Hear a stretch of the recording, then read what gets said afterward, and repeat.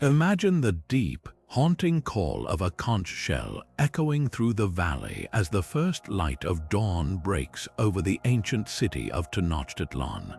High atop the towering pyramid, figures move with purpose warrior priests, their bodies adorned with intricate symbols, ascending the stone steps toward the heavens. These weren't just soldiers or holy men, they were something far more extraordinary, bridging the mortal world and the divine through ceremonies so potent, so shrouded in mystery, that much of their true nature has been lost to us. What secrets did these rituals hold? What powerful knowledge did these warrior priests possess that made their practices so threatening they had to be erased from history? For centuries, we've only had fragments, glimpses through the biased accounts of Spanish conquerors who sought to dismantle everything they couldn't understand. But today, we're setting out on a journey to reclaim that lost wisdom, to step into the world of the Aztec warrior priests and uncover the 30 rituals that define their spiritual and martial prowess. You're about to witness practices that have been hidden for generations, ceremonies that connected these warriors to the gods themselves, rituals designed to harness strength, foresight, and even transcendence. From blood offerings that were believed to sustain the cosmos to sacred dances that invoked the power of jaguars and eagles, these weren't mere superstitions, they were a sophisticated system of belief and power that shaped one of history's most formidable civilizations. The Spanish conquistadors didn't just fear these rituals, they systematically destroyed records, silenced voices, and rewrote narratives to ensure these traditions would never rise again. But now, through decades of archaeological discoveries, deciphering ancient codices, and piecing together oral histories, we're finally beginning to reconstruct what was taken from us. This exploration isn't just about uncovering the past, it's about understanding the profound depths of human spirituality, the ways we've always sought to connect with forces greater than ourselves. As we delve into these 30 lost rituals, you'll feel the awe and reverence that once filled those temple courtyards, and you might just find yourself reflecting on the universal human drive to seek meaning, power, and connection. So join me as we step back in time into the mist-shrouded world of the Aztec warrior priests and unlock the ceremonies that history tried and failed to forget. Among these 30 rituals, one stands out not only for its profound spiritual significance, but also for the sheer scale of its execution, the new fire ceremony known as Xipe. This wasn't a yearly celebration or a simple festival. It was a ceremony performed once every 52 years, a complete cycle in the Aztec calendar, and its purpose was nothing less than preventing the total annihilation of the universe. The Aztecs believed that time was cyclical and fragile. At the end of each 52-year cycle, they faced a terrifying possibility that the sun would not rise again, that the stars would permanently vanish, and that darkness would consume the world. It was the sacred duty of the warrior priests to ensure this did not happen. The ceremony began with a period of immense solemnity and fear. In the days leading up to the fateful night, people across the empire would break their household pots and utensils. They would let their hearth fires die out, plunging their homes into a symbolic state of endings and emptiness. This act of communal preparation was a vital part of the ritual, a collective acknowledgement of the world's fragility and their total dependence on the success of the warrior priests. On the final day, as darkness fell, an eerie silence would descend upon Tenochtitlan. All eyes turned to the Hill of the Star, a specific volcanic peak known today as Cerro de la Estrella, which held deep astronomical significance. Here, the most elite and spiritually prepared warrior priests would gather. Their selection was not random. These were individuals who had undergone decades of training, purification, and battle. They were believed to possess the strength and spiritual purity necessary to commune with the gods at this most critical juncture. At the precise moment the Pleiades star cluster reached its zenith in the night sky, a testament to the Aztecs' incredible astronomical precision. the high priest would perform the central harrowing act. Using a ceremonial fire drill, he would generate a new spark, but this wasn't done on wood. The drill was placed on the chest of a high-ranking captive warrior, a sacrifice chosen for his own strength and honor. The successful creation of that first flicker of flame was the most intense moment of collective anxiety and hope in the entire Aztec world. If the fire caught, a tremendous roar of relief and joy would erupt from the thousands watching from the valley below. The new fire was immediately used to light a grand bonfire on the hilltop, and from that single, sacred source torches were lit. Teams of swift messengers, themselves warrior priests, would then fan out across the empire, carrying the new fire to every city, every town, and every home. By morning, the entire Aztec world was illuminated again, symbolically reborn, secure in the knowledge that the cosmos had been granted another 52-year lease on life. This ritual was a stunning display of faith, coordination, and the immense responsibility shouldered by the warrior priests who stood between humanity and oblivion. While the new fire ceremony addressed the cosmic scale of the universe's survival, another ritual turned inward to the very cycle of life, death, and rebirth that sustained the Aztec world. This was the powerful and, to modern sensibilities, deeply unsettling ceremony dedicated to Xipe Totec, our Lord the Flayed One. He was the god of spring, of renewal, of the planting season, and of goldsmiths.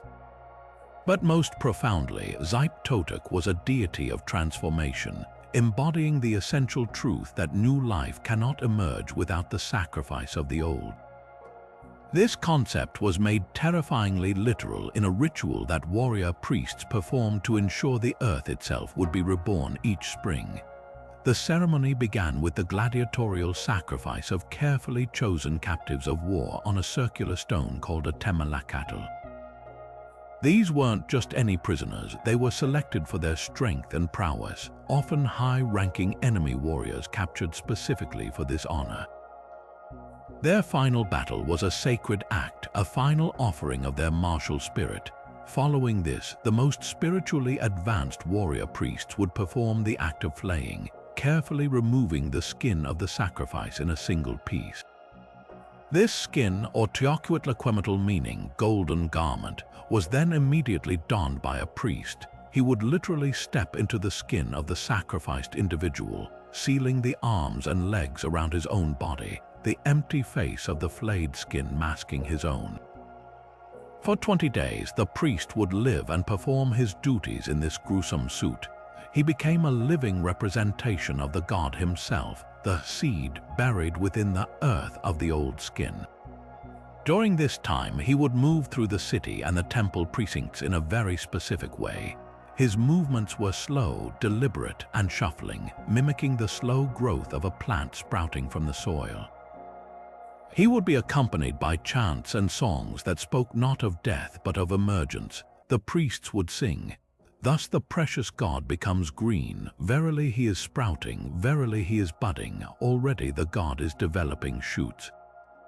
The rustling of the decaying skin was believed to mimic the sound of wind moving through spring leaves, a sound that held potent agricultural magic.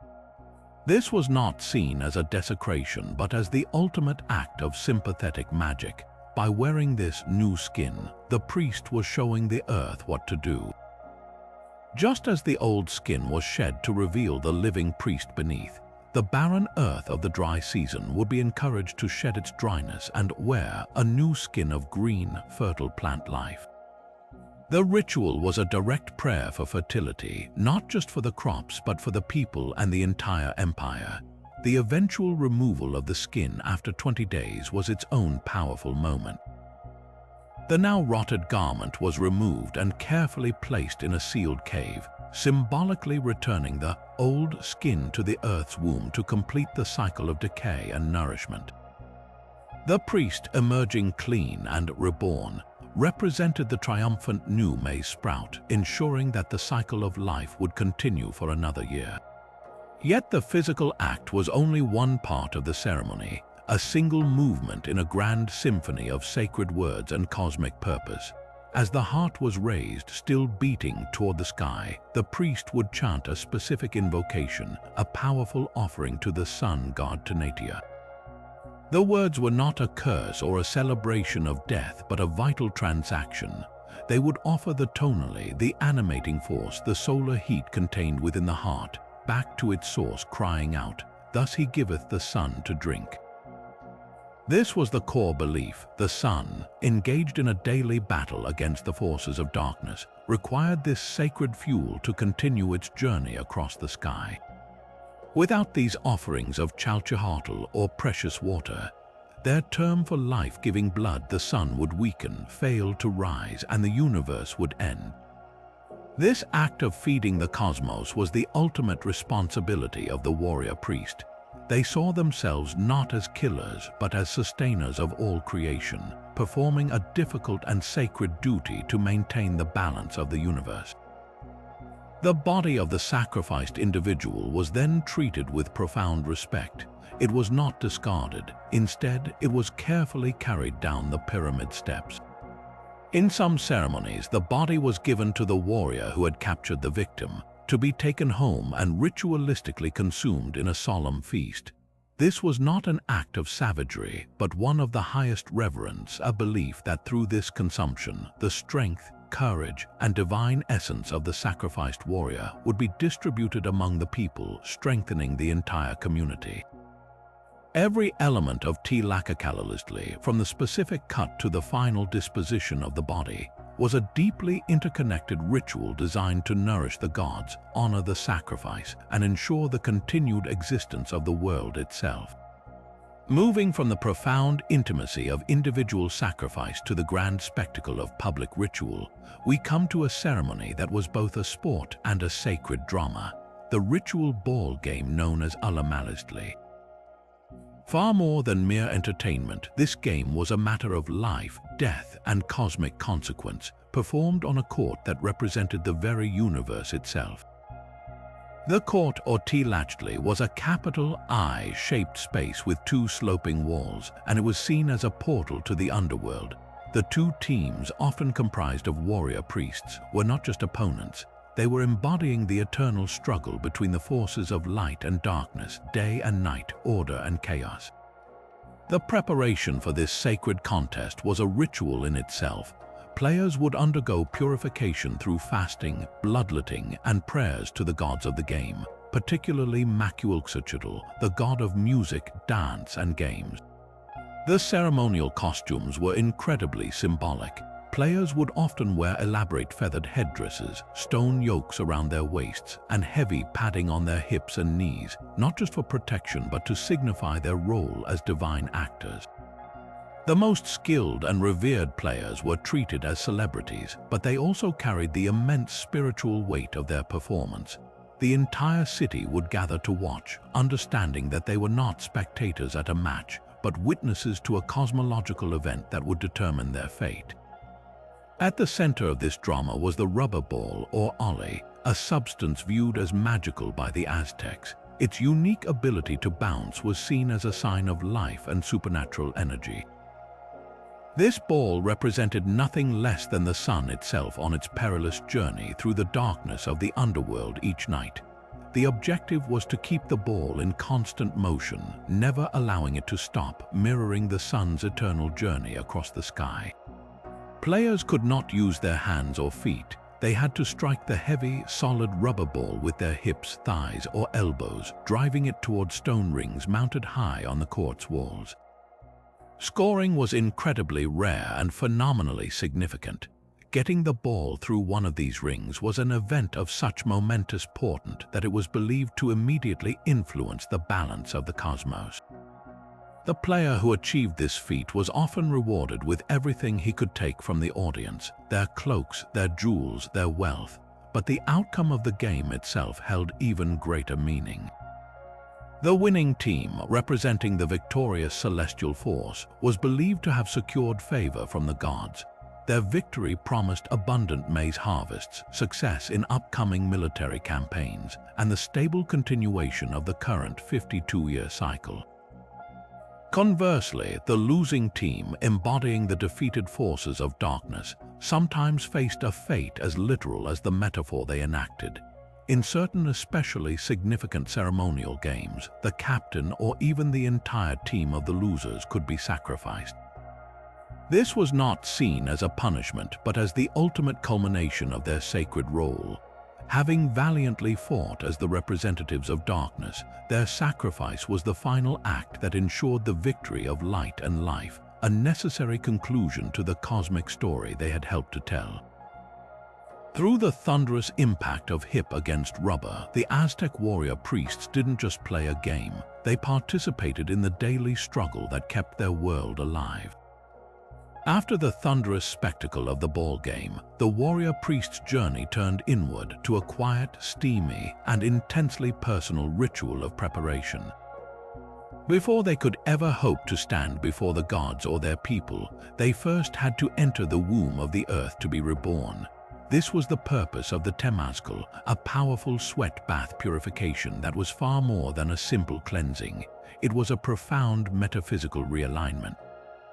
The very word temazcal comes from the Nahuatl words tem as bath and kali house, but this was no ordinary house. It was a low, dome-shaped structure, often built from stone or adobe, explicitly designed to represent the belly of Tonantzin, the revered Mother Earth. Entering it was a symbolic return to her womb, a place of darkness, heat, and ultimate transformation. The preparation for this ritual was meticulous. The firekeeper, a specialized priest himself, would heat large volcanic rocks known as abuelitas or grandmothers for hours in a sacred fire. These stones were believed to hold the ancient wisdom and purifying energy of the earth's core. Inside the temazcal, a pit was dug to receive these glowing stones. The warrior priest, stripped of his worldly garments and status, would crawl through the small, low entrance, a deliberate design forcing a posture of humility, a bow to the power of the space he was entering. Once inside, the entrance was sealed with a blanket, plunging the chamber into complete, profound darkness, a sensory deprivation that immediately turned attention inward. The ceremony then unfolded in 4 distinct rounds, each corresponding to a cardinal direction and a specific aspect of purification. As the first set of heated stones was brought in and placed in the central pit, the firekeeper would pour an infusion of sacred herbs over them. The steam that erupted was not just hot water vapor, it was medicine. Specific plants were chosen for their spiritual and physical properties. Copal resin for cleansing negative energy and carrying prayers upward, eucalyptus to open the airways and the mind, rosemary for protection, and maize leaves to connect the participant to the very sustenance of life. With each ladle of water, the air would thicken with this fragrant, healing steam, and the temperature would climb to almost unbearable levels. Throughout each round, the presiding priest would lead ritual chants and invocations. These weren't mere songs, they were sonic vibrations intended to shake loose spiritual impurities. They would call upon the spirits of the plants in the steam, upon the goddess Temazkaltasai, the grandmother of the baths, and upon the 4 directions to witness and aid in the purification. The warrior priest was encouraged to breathe deeply, to not fight the heat, but to embrace it as a purifying fire. He would sweat out impurities, not just of the body, but of the spirit. Fear, doubt, pride, and weakness were all believed to be literally expelled through the pores in that intense heat. Between each round, there would be a brief moment of reprieve. The door would be opened, allowing a shock of cool air to rush in, and the participants would drink water infused with herbs to rehydrate and ground themselves. But these pauses were also symbolic, representing the moments of rest between great struggles, the brief respites in the constant battle to maintain cosmic and personal balance. Then the door would seal again, and the next round would begin, each one pushing the participant further, deeper into a state of altered consciousness where the veil between the physical and spiritual worlds grew thin. Upon emerging after the 4th and final round, the warrior priest was considered utterly transformed. He would be doused with cool water from a sacred spring, a shock that sealed his new, purified state. His body was clean, his mind was focused, and his spirit was aligned. He had symbolically died to his old, impure self in the darkness and heat of the earth's womb, and was reborn, ready to don his ritual attire and take his place as a clear, powerful conduit for divine energy. This meticulous process ensured that when a warrior priest later climbed the pyramid steps or donned the skin of a god, he did so not as a common man, but as a vessel scrubbed clean, worthy of standing between humanity and the divine. But if the Temazcal was a ritual of internal purification, the next ceremony turned its gaze outward to the heavens themselves in a stunningly precise act of celestial mimicry. This was Tlacacalalistli, the arrow sacrifice, a ritual that transformed human suffering into a sacred map of the night sky, choreographed with terrifying precision. Unlike the massive public spectacles, this ceremony was often more intimate, performed by a dedicated circle of warrior priests who had spent years studying astronomy. The victim, typically a captive of high status, was not merely a sacrifice. They became a living, breathing canvas upon which the movements of the cosmos were to be painted. The preparation was a ritual in itself. The captive was first purified and prepared, their body anointed with sacred oils and pigments. They were then secured to a large wooden frame, often shaped like a capital T or a cross, but this frame was not an instrument of torture in the conventional sense. It was a ritual scaffold, a symbolic representation of the four cardinal directions that anchored the Aztec universe. The positioning was crucial, as the frame itself was a microcosm of their structured world. The warrior priests, meanwhile, prepared their weapons. These were not standard war arrows. Each arrow was meticulously crafted and consecrated for this single purpose. The flint arrowheads were newly chipped to a razor edge, and the shafts were often painted or wrapped with cords in specific colors corresponding to different celestial bodies or directions. Each arrow was a prayer, a projectile invocation. The ceremony began not with violence but with chanting. The high priest would lead a specific invocation, calling upon the stars, the night, and the gods of the sky to witness this reenactment. The lead archer, the most skilled and knowledgeable of the priests, would then take the first shot. This was not an act of random cruelty. Each shot was aimed with symbolic intent, targeting specific parts of the body that corresponded to star positions or constellations. A shot to the shoulder might represent the rise of a certain star, while one to the thigh symbolized its descent. The pattern was everything. The sequence of impacts created a temporary, bloody constellation on the victim's body, a mirror of the heavens above. With each arrow that found its mark, the chanting would rise, a specific verse recited to acknowledge the cosmic event being symbolized. The other priests would join in, their voices creating a harmonic backdrop to the deadly archery. This was a slow, deliberate, and deeply meditative process. The gasps of the victim were not ignored. They were incorporated into the ritual, seen as the wind of life being offered to the stars. The final arrow, often aimed at the heart, was the culmination, representing the center of the celestial map, the axis mundi around which the entire universe revolved. In that final moment, the earthly life was extinguished to illuminate the eternal pattern of the stars, a profound exchange that the Aztecs believed strengthened the celestial order and ensured the stars would continue their faithful journey across the night sky. Moving from the celestial map of the arrow sacrifice to the life-giving necessity of water, we encounter one of the most emotionally complex and misunderstood ceremonies, the sacrifice to Tlaloc, the god of rain, fertility, and earthly waters. While other rituals celebrated the strength of warriors or the movement of stars, this one centered on the most vulnerable and purest members of society, children. These children were not seen as unwilling victims, but as deified messengers, their very being a sacred offering to plead for the most fundamental resource of all, rain. The selection process for these child warrior priests was incredibly specific and imbued with deep spiritual significance. They weren't chosen at random.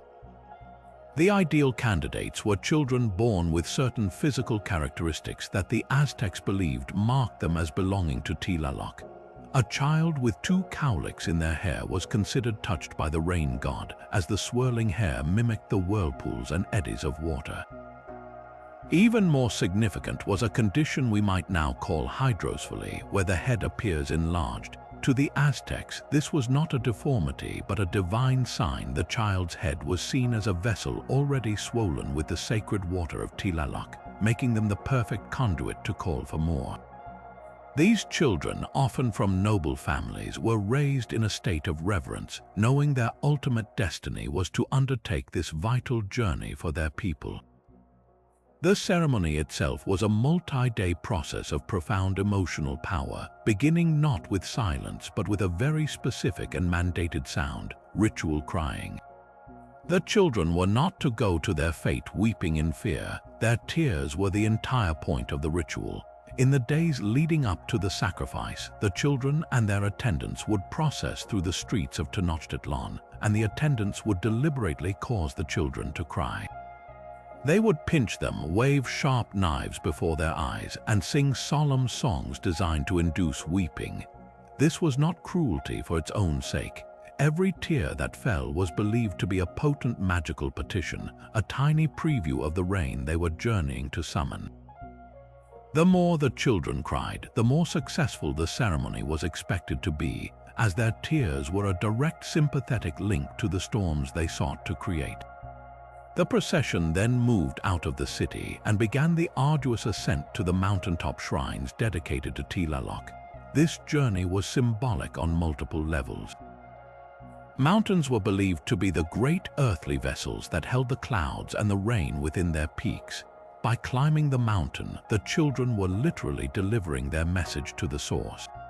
The procession was somber yet hopeful, with priests chanting and playing flutes and conch shells, their music mimicking the sound of wind and water. Upon reaching the summit, the final act was carried out with immense solemnity.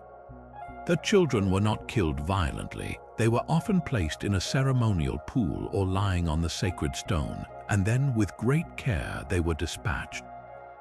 Some accounts suggest they were drowned in the pool itself, their bodies returning to the element they served, while others indicate a method that allowed their blood to be collected in jars. These jars of offering were then distributed to priests who would carry them to various caves and other significant sites around the empire, literally seeding the land with the sacred essence of the sacrifice. The small bodies were treated with the highest respect, buried in a seated position within the shrine, wrapped in precious paper and adorned with jade beads, jade being the stone of water and life. The Aztecs watched the sky with anxious hope, believing that the children's spirits had successfully journeyed to Tlaloc's paradise, a watery realm of eternal abundance known as Tlalocan. Their tears, both literal and symbolic, were the price paid for the rain that would fill the canals, nourish the crops, and ensure the survival of the entire civilization. In this heartbreaking ritual, the warrior priests demonstrated a belief that the continuity of life itself sometimes demanded the most profound and painful of offerings. Yet after the heart was offered to the sun and the body was carried down the temple steps, another deeply spiritual and widely misunderstood ritual began, one that perhaps jars our modern sensibilities more than any other. This was the ritual consumption of the sacrificed individual's flesh, a practice the Aztecs called Tlaquetzli, meaning human maize or sacred food. To view this as mere cannibalism is to miss its profound theological significance entirely. For the Aztec warrior priests, this was not an act of hunger or savagery. It was the final, vital step in a sacred cycle of energy transfer, a communion where the divine essence of a valiant warrior was literally ingested to strengthen the entire community. The protocol governing this act was incredibly strict and deeply symbolic, beginning with the division of the body. The consumption was not a free-for-all. Specific parts of the body were reserved for specific ranks within the priesthood and warrior class, creating a spiritual hierarchy of consumption. The most prestigious portion, the thigh, was typically given to the warrior who had captured the victim in battle. This was the ultimate reward for his skill and courage, a direct infusion of his enemy's own bravery. Other parts, like the arms and the heart, were often prepared for the highest-ranking priests and the ruling Tlatoni himself, those who bore the greatest responsibility for maintaining the cosmic order. Even the skin, as we saw with Xipe Totec, had its own ritual purpose. This meticulous distribution ensured that the tonali, the animating solar force within the flesh, was strategically dispersed to fortify the empire's most critical members. The preparation of this ritual food was a ceremony in itself, steeped in symbolism that connected it to the most fundamental act of life, eating maize. The flesh was never consumed raw. It was carefully butchered and then cooked in a large pot with a very specific ingredient, maize or corn. The addition of maize was profoundly significant. Maize was the sacred staple that sustained Aztec life, believed to have been created by the gods from the very flesh of a deity. By stewing the human flesh with maize, the warrior priests were creating the ultimate sacred meal, a fusion of divine human strength with divine earthly sustenance. The resulting stew was referred to as Tlacatlali, powerfully equating the consumed warrior to a holy sustenance, the human equivalent of life-giving corn. This was not a meal of fear, but one of profound reverence and gratitude. The act of eating was also governed by strict ritual etiquette. It was not a feast of celebration, but a solemn, almost sacramental act. Those partaking would often fast beforehand, preparing their bodies as purified vessels to receive this powerful essence. They would eat deliberately and quietly, focusing on the spiritual transaction taking place. The core belief was that by consuming the flesh, particularly the heart and muscles of a courageous warrior, one did not just gain protein, one assimilated that individual's teolia, their spirit, their courage, their vital energy. The strength that had made the captive a formidable enemy was now recycled, preventing it from being lost to the universe and instead channeling it directly into the Aztec warriors and priests. In this way, the enemy's greatest attribute became their own. This practice was also deeply tied to the Aztec understanding of the soul and the afterlife.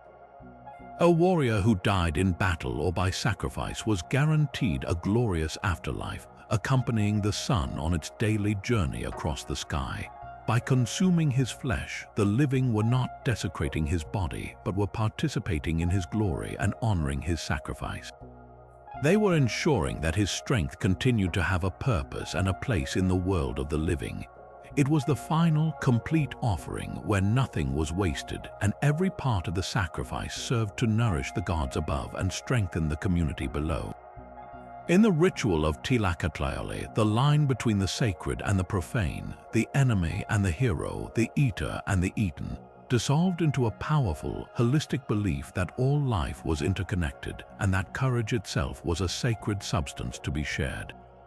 Yet beyond the physical trials of the sweat bath and the sobering duty of ritual consumption, the warrior priests also sought wisdom through a profoundly different kind of journey, one that turned not outward to the stars or inward to the spirit, but deep into the hidden landscapes of the mind itself. This was the sacred use of entheogens, powerful plant-based teachers known as Tionanacatl, flesh of the gods, and most famously Ololuqui, the humble morning glory seed. For these warrior priests, these substances were not for recreation. They were revered as direct portals to the divine, tools to pull back the curtain of ordinary perception and receive visions that could determine the fate of empires. The preparation of Ololuqui was a meticulous ritual in its own right, governed by strict protocols to honor the spirit within the plant. The seeds of the Turbina corymbosa morning glory vine, small, brown, and hard, were carefully harvested and then ground into a fine powder using a sacred mortar and pestle. This powder was never consumed dry. It was mixed with water or, in some accounts, with fermented magi sap pulp into a potent, bitter brew. The dosage was precisely calibrated by a specialized priest, often called the keeper of the seeds, who understood that too little would yield nothing and too much could lead to a terrifying, uncontrollable voyage from which some might not return. Before any participant drank, the mixture was first offered to the gods in a small libation, acknowledging the sacredness of the journey they were about to undertake. The setting for this experience was crucial. This was not done in the blinding sun of the temple summit, but in a controlled, often darkened space, a secluded room in the temple complex or a quiet ceremonial hut. The atmosphere was thick with reverence and intention. Copal incense billowed, its sweet, resinous smoke purifying the air and carrying prayers upward. The participating warrior priests, having fasted and purified themselves for days, would sit or recline on mats. The goal was not to escape reality, but to plunge into a deeper layer of it to gain access to the Nepantla, the Aztec concept of the liminal, in-between space where the mortal and divine worlds met. As the brew took effect, the guiding priest would begin a low, rhythmic chant. This auditory guide was an essential anchor, a lifeline for the voyagers as their senses began to unravel. The chants were specific invocations, calls to specific deities like Quetzalcoatl, the feathered serpent god of wisdom and wind, or Tezcatlipoca, the smoking mirror, the god of fate and sorcery. The steady, pulsing sound of the chant was designed to steer the vision, to help the journeyer navigate the swirling vortex of colors, entities, and symbolic landscapes that would begin to unfold behind their closed eyelids. The interpretation of these visions was a sophisticated art form, the true purpose of the entire ritual.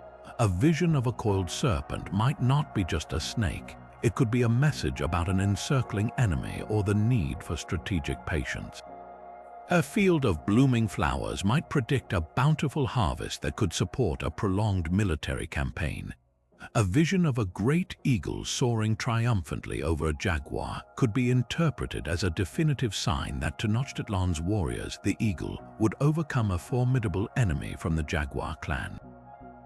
The warrior priests believed these were not random hallucinations, but direct communications from the gods, symbolic puzzles that needed to be decoded by trained spiritual minds. Upon returning to ordinary consciousness, the participants would not simply go their separate ways. The next phase was a communal debriefing, a careful and collaborative dissection of every symbol, every feeling, every entity encountered. The high priests would listen intently, comparing the visions of different individuals for common themes and symbols.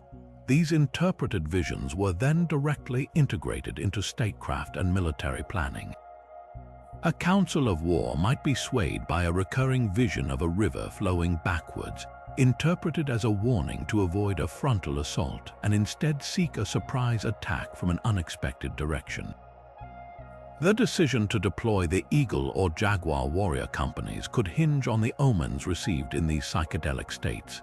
In this way, the silent, inner journey of a few purified individuals, guided by the sacred seeds and ancient chants, could literally chart the course of armies and shape the destiny of the Aztec world.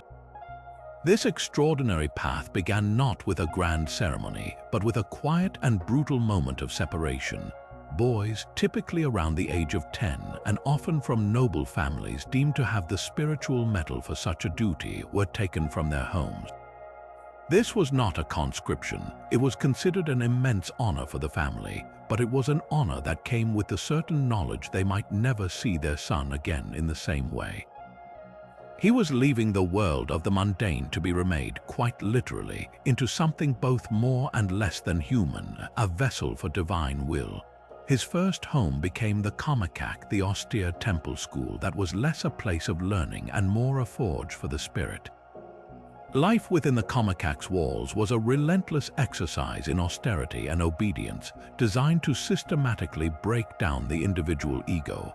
The days began long before sunrise with icy baths in the temple ponds, a shock to the system meant to instill discipline and harden the body. Their diet was painfully sparse, primarily consisting of unseasoned maize cakes and water, just enough to sustain life but never enough to satisfy hunger. They were tasked with the most menial and exhausting chores, sweeping the vast temple courtyards all night, hauling heavy bundles of firewood up the pyramid steps, and bleeding themselves with maggy spines to water the soil at the base of the god statues.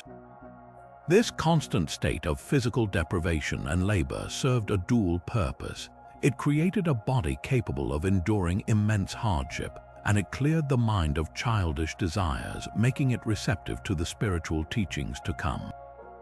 The first true ritual of their transformation was one of permanent physical marking, ritual scarification. This was not a simple tattoo or a superficial cut. It was a profound alteration of the body to reflect the new spirit within. Using obsidian blades sharper than any modern steel, a high priest would carefully cut specific patterns into the boy's chest, arms, and thighs. The most common patterns were symbolic of their future duties, lines representing the stepped frets of the pyramid, circles for the sun they would serve, or intricate geometric designs that mirrored the constellations they would learn to navigate. The pain was excruciating, but enduring it in silence was the first true test of their warrior spirit. As the cuts healed, ash and sacred herbs were rubbed into the wounds to create raised, keloid scars that would remain for life. These scars were their first uniform, a permanent and public testament that they belonged not to themselves but to the gods. Following this physical marking came the tests of isolation and vision, known as the netiotoquilistli, or the act of self-desertion. An initiate would be taken to a remote cave on a mountainside or a small, dark chamber built deep beneath the main temple. Here, he would be left completely alone for days, with only a small gourd of water and a few handfuls of dried maize. In this total sensory deprivation, stripped of all social contact and distraction, the young man was forced to confront his own fears, his weaknesses, and the emptiness within. The goal was a visionary breakthrough to encounter his Nagwal, his animal spirit counterpart. He might hope for the powerful jaguar or the soaring eagle, but he could just as easily meet the cunning coyote or the patient serpent. This spirit guide was not a companion. It was a fundamental part of his identity that would grant him unique strengths and insights in his future role. Emerging from the cave without having gained a vision was a sign of spiritual inadequacy and could result in being relegated to a permanent, lesser role within the temple hierarchy. The final stage of initiation was a test of endurance that pushed the limits of human capability. A ritual known as the ahuanilistli, or the joyfulness, a name that belied its brutal nature. The initiates, now young men, were sent on a prolonged journey with a sacred goal: to travel to distant, often enemy territories to collect specific objects needed for an upcoming ceremony. This could be the water from a particular sacred spring, the feathers from a specific species of bird found only in a remote forest, or the sand from a beach on the far coast. They traveled without weapons or supplies, forced to live off the land, evade capture, and navigate by the stars. This journey could last for months, and it was the ultimate application of all their training, their endurance, their knowledge of ritual, their astronomical learning, and their mental fortitude. Returning successfully with the sacred object was the final proof that they were no longer boys, but true Tilamakasqui, giver of things, ready to take their place among the spiritual elite who stood between the world of men and the will of the gods. Within the sacred soundscape of Aztec ritual, one instrument held a power so profound it was believed to be the very heartbeat of the gods themselves. The huhutel, the upright wooden drum that stood as tall as a man.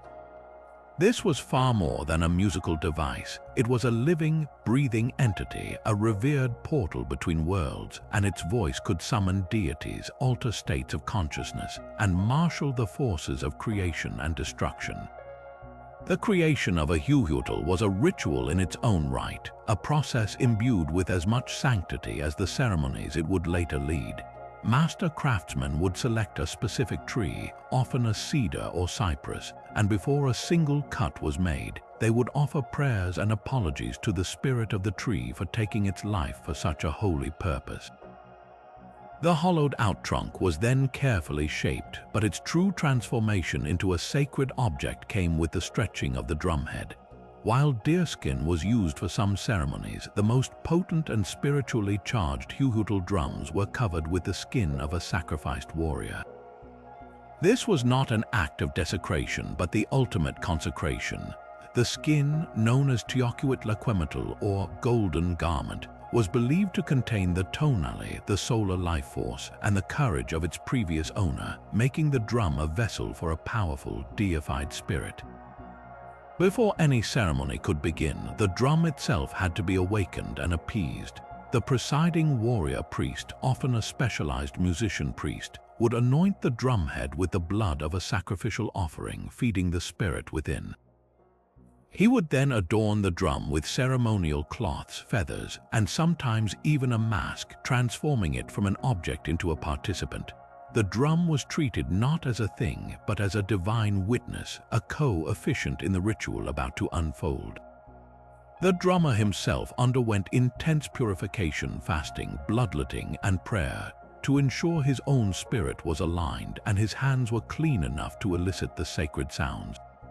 The power of the ceremony lay not in a random beat, but in the specific, meticulously learned rhythms, each one a unique sonic key designed to unlock the presence of a specific god. This was a complex spiritual technology. A rapid, staccato rhythm, sharp and commanding like the cry of a hawk, was used to call upon Huitzilopochtli, the god of sun and war, to fill the warriors with ferocity and focus before battle. A slower, deeper, and more resonant pattern, mimicking the sound of a great heart beating steadily, was reserved for Tlaloc, the rain god, intended to simulate the distant rumble of thunder and encourage the clouds to gather. For Tezcatlipoca, the omnipotent smoking mirror, the rhythm was intricate, unpredictable, and hypnotic, mirroring his nature as a trickster and a shaper of destinies. The priests believed that maintaining these precise rhythms without error was critical. A mistake wasn't just a musical faux pas, it was a spiritual offense that could anger the deity or even open a portal to chaotic, malevolent forces. As the ceremony reached its peak, the effect of the drumming was transformative. The constant, repetitive, and physically overwhelming vibration felt deep in the chest bones of every participant, worked in tandem with chanting, dancing, and sometimes entheogenic substances to induce a powerful trance state. In this altered consciousness, the barrier between the physical world and the spirit world, the Nepantla, grew thin and permeable. The warriors and priests dancing around the drum were no longer merely performing, they were embodying the deities they invoked. An eagle warrior, moving to the rhythm of the sun, might genuinely feel the air beneath his arms as wings. A jaguar warrior might sense a low growl rising in his own throat. The drumming served as a sonic ladder for the soul to climb, a resonant frequency that allowed the spirit to temporarily exit the body and travel to the realm of the gods, or for the gods to descend and inhabit the bodies of the dancers. The Huhutal's voice was the engine of this transcendence, its sacred pulse guiding the entire community on a collective journey to the very source of their power and faith, binding them together in a shared, overwhelming experience of the divine. But for the highest-ranking warrior priests, the path to divine knowledge required not a journey into the mind, but a descent into a pool of perfect darkness. This was the art of Tezcatl, the ritual of obsidian mirror scrying, a form of divination so potent and secretive it was reserved for the Tlatoni and his most trusted spiritual advisors. The mirror itself was no ordinary object, it was a masterwork of sacred craftsmanship. Artisans would carefully select a large, flawless piece of volcanic glass, obsidian born from the heart of the earth, and painstakingly polish it for months, even years, until its surface achieved a perfect, liquid darkness that reflected no light, only mystery. This was not a mirror for gazing upon one's own face, but a window into the unseen currents of fate. The preparation of the scryer was as rigorous as the creation of the tool. For days before the ritual, the priest would undergo intense purification. He would retreat to a secluded chamber, abstaining from all food except a few mouthfuls of plain maize paste and water. He would engage in repeated bloodletting ceremonies, offering his own blood to the gods to sharpen his spiritual senses and demonstrate his devotion. This fasting and self-sacrifice were essential to weaken the pull of the physical body and the distractions of the everyday world, allowing his consciousness to become a clean slate upon which the visions could be written. The chamber where the scrying would occur was also prepared with meticulous care. All sources of external light were sealed out, and the air was thickened with copal incense, believed to both purify the space and attract the attention of the spirits. At the appointed hour, often deep in the night when the veil between worlds was thinnest, the ritual would begin. The presiding priest would first consecrate the mirror itself, passing it through the copal smoke and anointing its non-reflective back with drops of his own blood. He would then chant specific tonal invocations, calls to Tezcatlipoca, the smoking mirror, the god of destiny and sorcery who provided the gift of divination. Seated in the profound darkness, the priest would hold the mirror at a precise angle, not looking directly at it, but rather allowing his gaze to soften and expand, to fall into the abyss of the glass. He would enter a state of deep trance through controlled breathing and the continuous low drone of the invocations, his eyes fixed on the endless black void. Within that void, the visions would begin to form. They were never literal pictures like modern television. They were swirling clouds of color, shadowy movements, and symbolic shapes that coalesced and dissolved. A sudden flash of green might indicate coming abundance, while a blot of deep red could signal impending conflict. The skill of the scryer lay in his ability to interpret these cryptic signs. He was not a passive observer but an active participant, silently asking questions of the mirror about military campaigns, the health of the ruler, or the intentions of rival cities. The patterns that emerged were read as direct answers. A vision of a serpent coiling might suggest an enemy plot requiring a cunning, encircling strategy, while an image of a crumbling temple could be a dire warning of internal discord or a failing harvest. These interpretations were not mere superstition, they were integral to Aztec statecraft. A council of war might be postponed or a trade negotiation altered based on the omens read in the mirror's depths. The word of the scryer carried immense weight, as it was believed to be the unfiltered will of Tezcatlipoca himself. The obsidian mirror was the ultimate strategic tool, a direct hotline to the divine intelligence that governed the universe, and the warrior priest who could decipher its dark reflections held the power to alter the course of history itself. Yet unlike the chaotic, total warfare fought to conquer territory or crush enemies, the Aztec world also contained a deeply formalized and sacred form of combat designed not for destruction but for creation. This was the Xochitl, the Flower War, a ritual so complex and counterintuitive to modern thinking that it reveals the profound spiritual logic underpinning the Aztec universe. These were not wars of annihilation. They were mutually agreed upon ceremonies between rival city-states, arranged at specific times and on sanctified battlegrounds with the express purpose of capturing, not killing, enemy warriors. The ultimate goal was to provide a steady, honorable supply of sacrifices to nourish the gods, turning the battlefield itself into a sacred harvesting ground for the most precious crop of all, human courage. The process began not with a declaration of war, but with a formal invitation, a diplomatic and religious negotiation between two powers, a city feeling a pressing need for sacrifices, perhaps after an omen of impending drought or before the consecration of a new temple, would send ambassadors to a rival state. These envoys wouldn't deliver threats, they would present a ritually blessed shield and a bouquet of flowers, symbolizing the proposed flowery battle. The receiving city would then consult its own augurs and warrior priests. Accepting the challenge was a point of honor, a public declaration of their own martial and spiritual strength.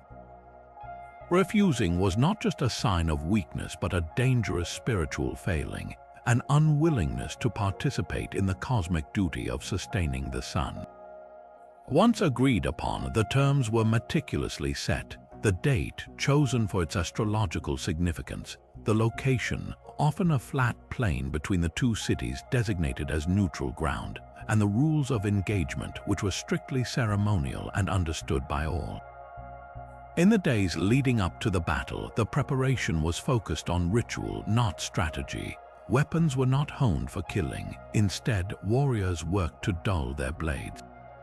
Obsidian-edged macuahutal swords were carefully notched and blunted, and spears were tipped with balls of clay or feathers instead of sharp points. The goal was to maim, stun, and disable an opponent, not to deliver a fatal blow. The warriors themselves underwent intense spiritual preparation. They fasted, purified themselves in the temazcal, and offered their own blood to the gods. Their bodies were painted with specific patterns identifying them as participants in the flower war, and they adorned themselves with brilliant feathers and flowers. They were not going to a slaughter, they were performers in a divine drama, and their costumes reflected their sacred role. The night before the battle was spent in vigil, with chants and dances to invoke the favor of the gods of war. When the armies met on the chosen field, the scene was unlike any conventional battle. There were no ambushes, no tactical maneuvers to flank the enemy, and no attacks on supply lines. The fighting was highly formalized and often began with a series of individual duels between champions from each side. The chaos of mass combat would follow, but it was a chaos governed by a single, overriding rule: capture, not kill. Warriors would work in teams to isolate a strong opponent, using their blunted weapons to batter his legs or strike his head, attempting to daze him enough to be wrestled to the ground and bound with ritual cords. The greatest glory went not to the warrior with the highest kill count, but to the one who could single-handedly capture the most formidable and skilled enemy fighter. A successful captor would cry out a specific chant, announcing his victory to the gods and his comrades, and the captured warrior, if conscious, was expected to acknowledge his defeat with dignity, accepting his new role in the cosmic order. When the agreed-upon signal ended the battle, often the setting of the sun, the fighting stopped immediately. There was no pursuit of a routed army, no sacking of cities. Both sides would retreat from the field, often carrying their own wounded, but more importantly, they led their bound captives away. The captured warriors were treated not with cruelty, but with immense respect. They were not prisoners of war, they were walking, breathing offerings and were addressed as precious ones and beloved of the sun. Their capture was an honor for them as well, securing them a glorious fate and a direct passage to the highest heaven. The Xochitl was a stunningly pragmatic and spiritual solution to a divine problem. It provided the necessary sacrifices to keep the cosmos running. It allowed rival states to test their martial skill and maintain a balance of power without total war, and it offered every warrior, both victor and vanquished, a clear and honored path to achieving immortality. It was warfare transformed into its highest ceremonial form, a deadly dance where every step was a prayer. While the Flower War was a grand spectacle of ritualized conflict played out on the human stage, the warrior priests also performed a quieter, more geometrically precise ceremony to maintain the very structure of the universe itself. This was the ritual of the 5 directions, a foundational practice that affirmed the Aztec cosmos was not a chaotic void, but an ordered, sacred space held in balance by constant, conscious effort. For the Aztecs, the world was not 4 directions, but 5, the 4 cardinal points and a 5th, vital axis, the center, which was the axis mundi, the very navel of the world from which all power and order emanated. The ceremony began at the center, almost always represented by the base of the main temple pyramid or a specific sacred fire pit in the temple courtyard. The presiding high priest, having purified himself through fasting and the temazcal, would stand at this central point, becoming the living embodiment of that cosmic axis. He would first kindle a new fire in a special brazier using a ceremonial drill. This was not just any flame, it was the T lexically, the fire navel, the primordial spark from which the ritual would unfold. As the fire caught, he would offer the first libation, pouring a mixture of ground maize and the blood from his auto-sacrificed earlobes into the flames, chanting an invocation to Xipe, the ancient god of fire and time, who resided at the center of all things. The color for this direction was a vibrant, potent green, representing life and precious jade. Turning now to the east, the direction of the rising sun and rebirth, the priest would take precise, measured steps. His movements were not rushed. Each step was a deliberate act of alignment. Facing east, he would raise a ceremonial staff adorned with brilliant green quetzal feathers, the symbol of the dawn. The deity of this direction was Tanatia himself, the sun god, and the color was a luminous yellow, the color of sunlight. Into a special ceramic bowl, he would place offerings of red coral and tiny, beautifully crafted gold ornaments, symbolizing the first golden rays of the sun. His chant was one of welcome and sustenance, a plea for the sun to continue its journey and a promise of nourishment for its arduous climb into the sky. Pivoting to the north, the mood of the ritual shifted dramatically. This was the direction of the dead of Mictlan, the underworld. It was the realm of Mictlantecuhtli, the skeletal lord of the afterlife, a place of cold, stillness, and necessary decay. The priest's movements became more solemn, his steps heavier. The color for this offering was a stark black, and the objects he placed in the northern bowl were fragments of obsidian, cold and sharp, and small bones, often from a jaguar or an eagle, powerful animals connected to the night. The chant here was not one of supplication, but of acknowledgement and respect, a recognition that death was an essential part of the cosmic cycle, without which life could not exist. Swinging to the west, the direction of the setting sun, the ceremony took on a tone of both conclusion and potential. This was the domain of the powerful and enigmatic Quetzalcoatl, the feathered serpent god of wind and wisdom. The color was a pure, spiritual white, often represented by bits of ground shell or white flowers. The priest's offering here was the most fragrant, powdered copal resin, which he would scatter to the winds as he chanted. This was a prayer for wisdom, for the gentle winds that brought the rains, and for a peaceful conclusion to the day's cycle.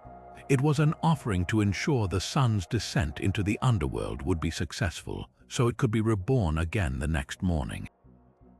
Finally, the priest turned to the south, a direction of paradox and promise.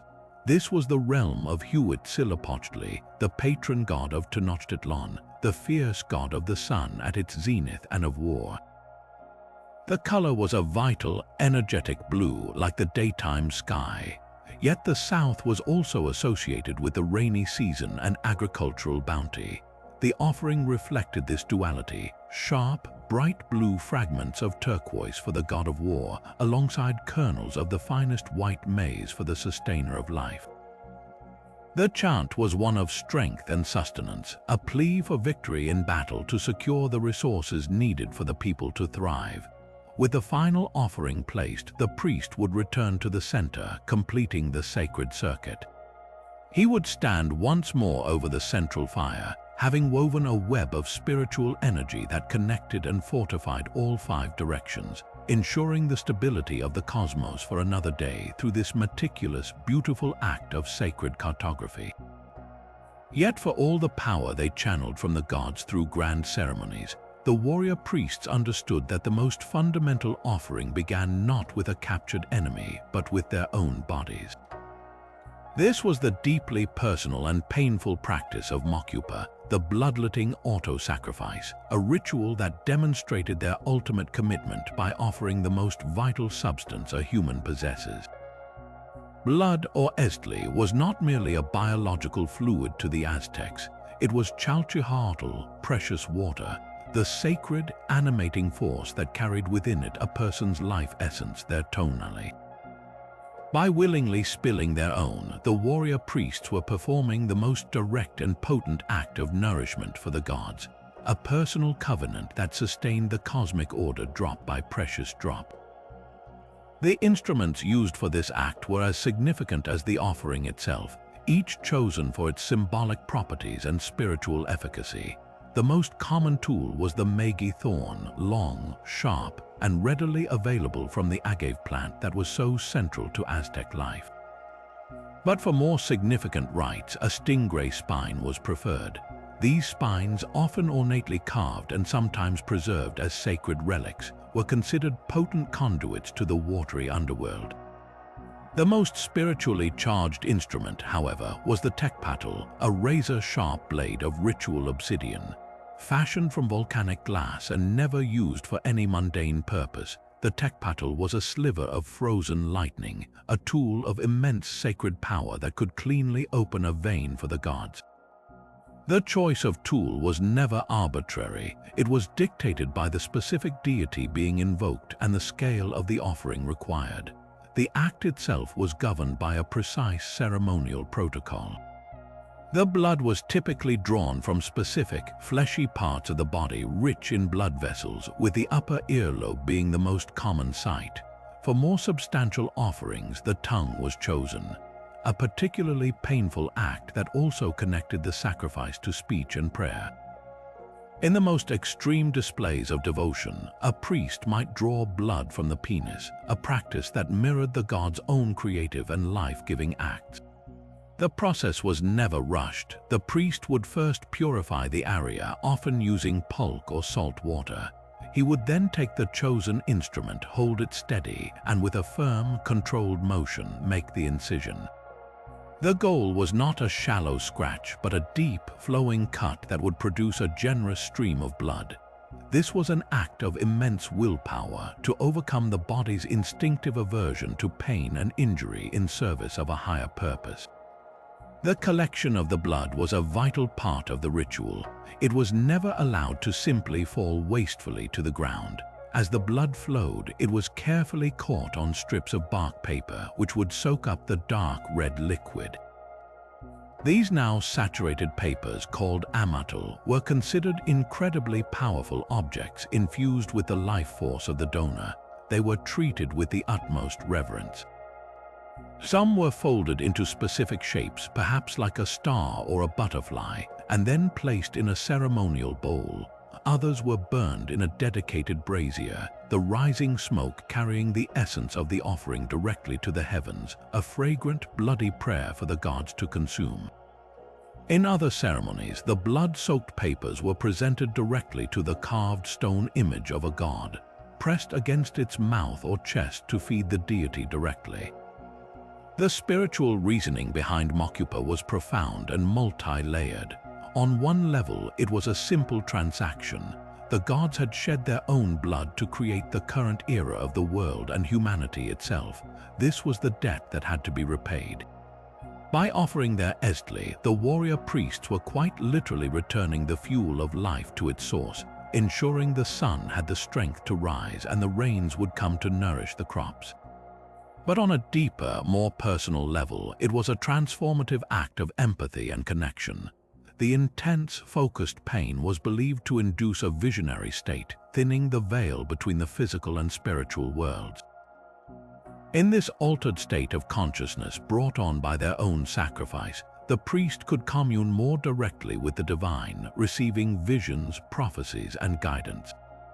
The bloodletting was therefore both a gift and a key, a vital sustenance for the gods and a sacred tool that unlocked the priest's own spiritual potential, proving that the highest form of devotion often required the most personal of offerings.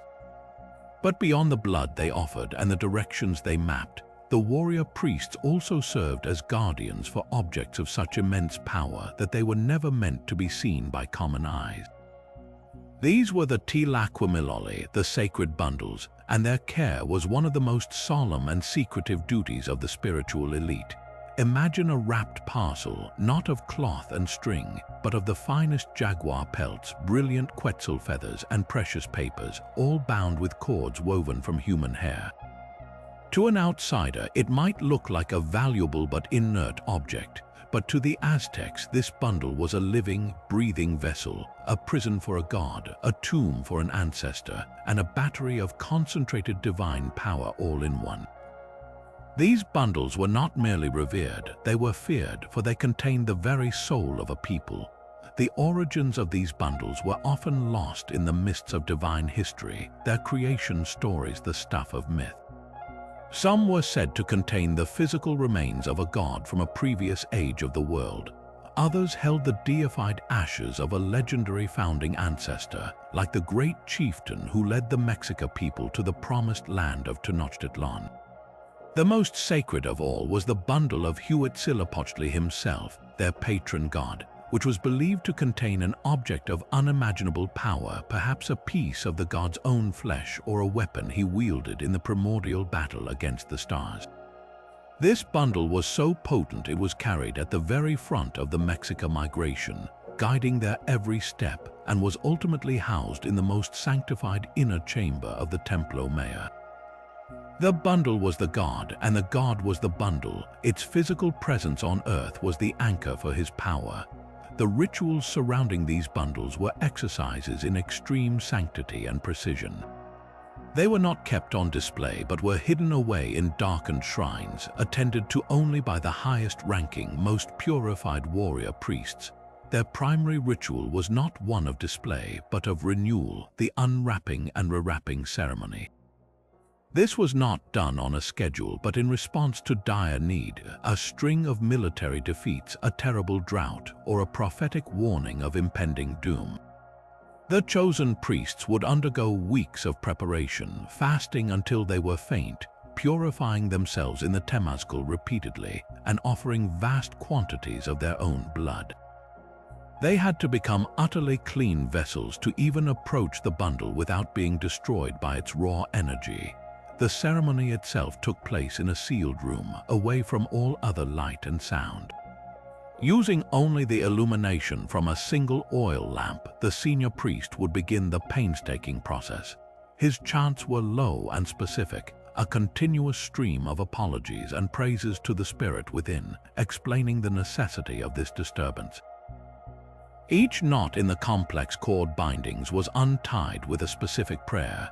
Each layer of wrapping the outer cloth, the inner feathers, the protective leaves was removed with reverence and placed in a sacred bowl to be burned later, its smoke carrying the prayers of the old wrapping to the gods. The process could take hours, building an almost unbearable tension. What would be revealed at the center? No living priest had ever seen the core relic of the most powerful bundles. It was believed that to look upon it directly was to invite instant blindness or madness. Once the final layer was removed, the relic itself was never touched by human hands. It might be a small, dark stone, a carved bone, or a piece of jade, all humming with a palpable energy. The priest would then anoint it with a fresh offering of his own blood, mixed with the blue-hued sap of the rubber tree, before beginning the equally meticulous process of rewrapping.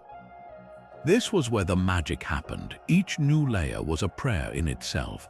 A layer of pure white cotton represented the clouds, a layer of green quetzal feathers represented the fertile earth. A layer of yellow parrot feathers represented the life-giving sun. With each new wrapping, the priest would chant a specific invocation, calling upon that element to pour its power into the bundle.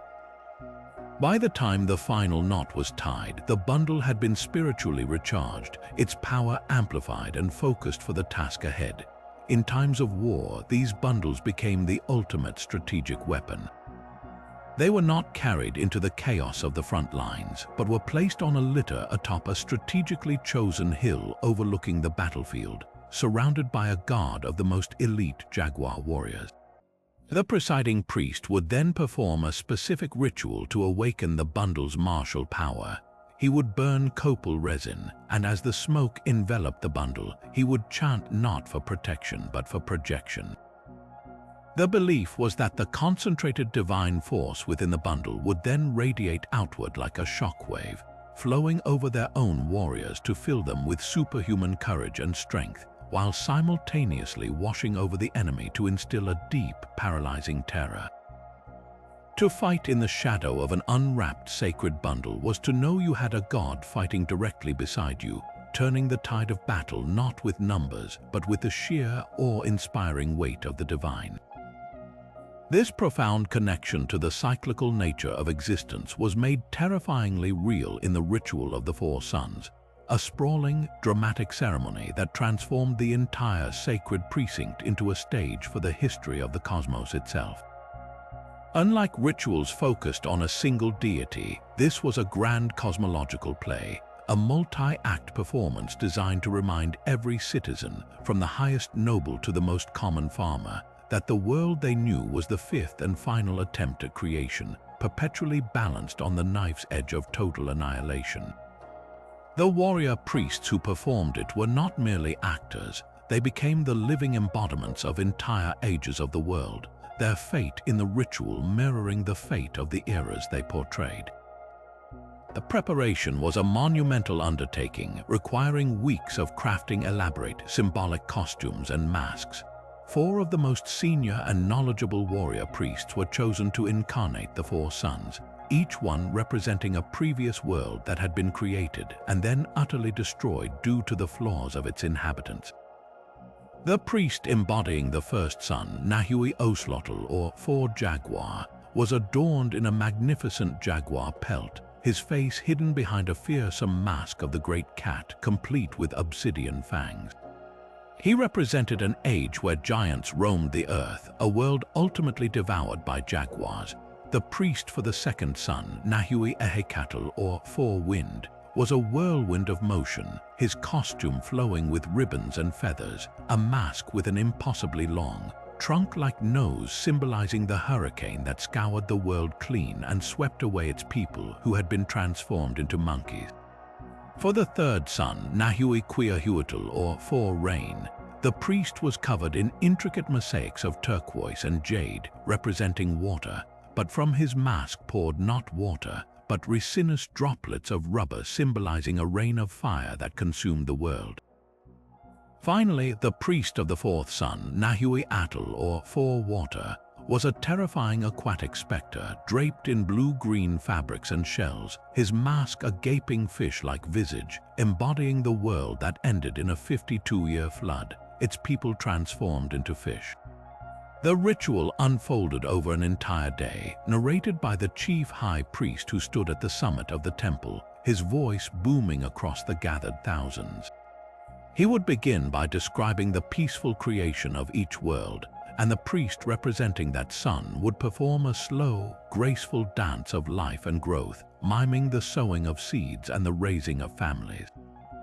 But then the narration would turn, describing the moral failing of that world's inhabitants, their arrogance, their neglect of the gods, their cruelty. As the high priest's chant reached a crescendo describing the coming cataclysm, the other warrior priests would swarm the stage. For the first sun, priests wearing jaguar masks would leap from the shadows, devouring the sun priest who would perform a dramatic, agonized death. For the second sun, priests with large fan-like devices would create a cacophony of wind, blowing the sun priest from his feet and off the stage. The third sun priest would be rained upon with glowing embers and sparks from censers, collapsing as if melted, and the fourth sun priest would be washed away by a group of priests carrying blue cloth, swirling around him until he disappeared beneath the waves. After this harrowing display of universal destruction, the stage would fall silent and dark. Then, a single new figure would emerge, the priest embodying the fifth sun, Nahui Olan, or Four Movement.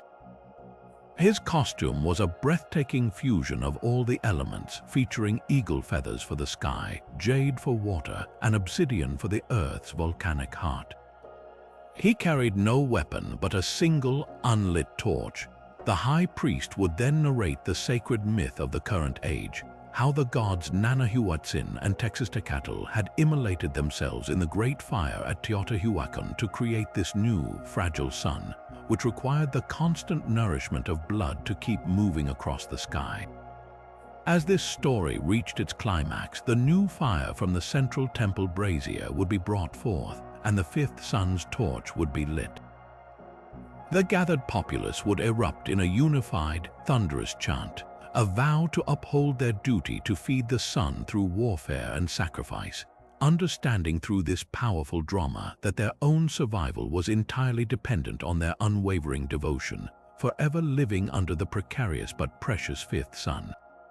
But even the most revered warrior priest, having spent a lifetime sustaining the cosmos, would one day face his own final journey. For these elite individuals, death was not an end but a glorious transition, a promotion to a celestial duty, and their funeral rites, known as Mikelhuatl, were a complex, days-long ceremony designed to ensure this successful passage.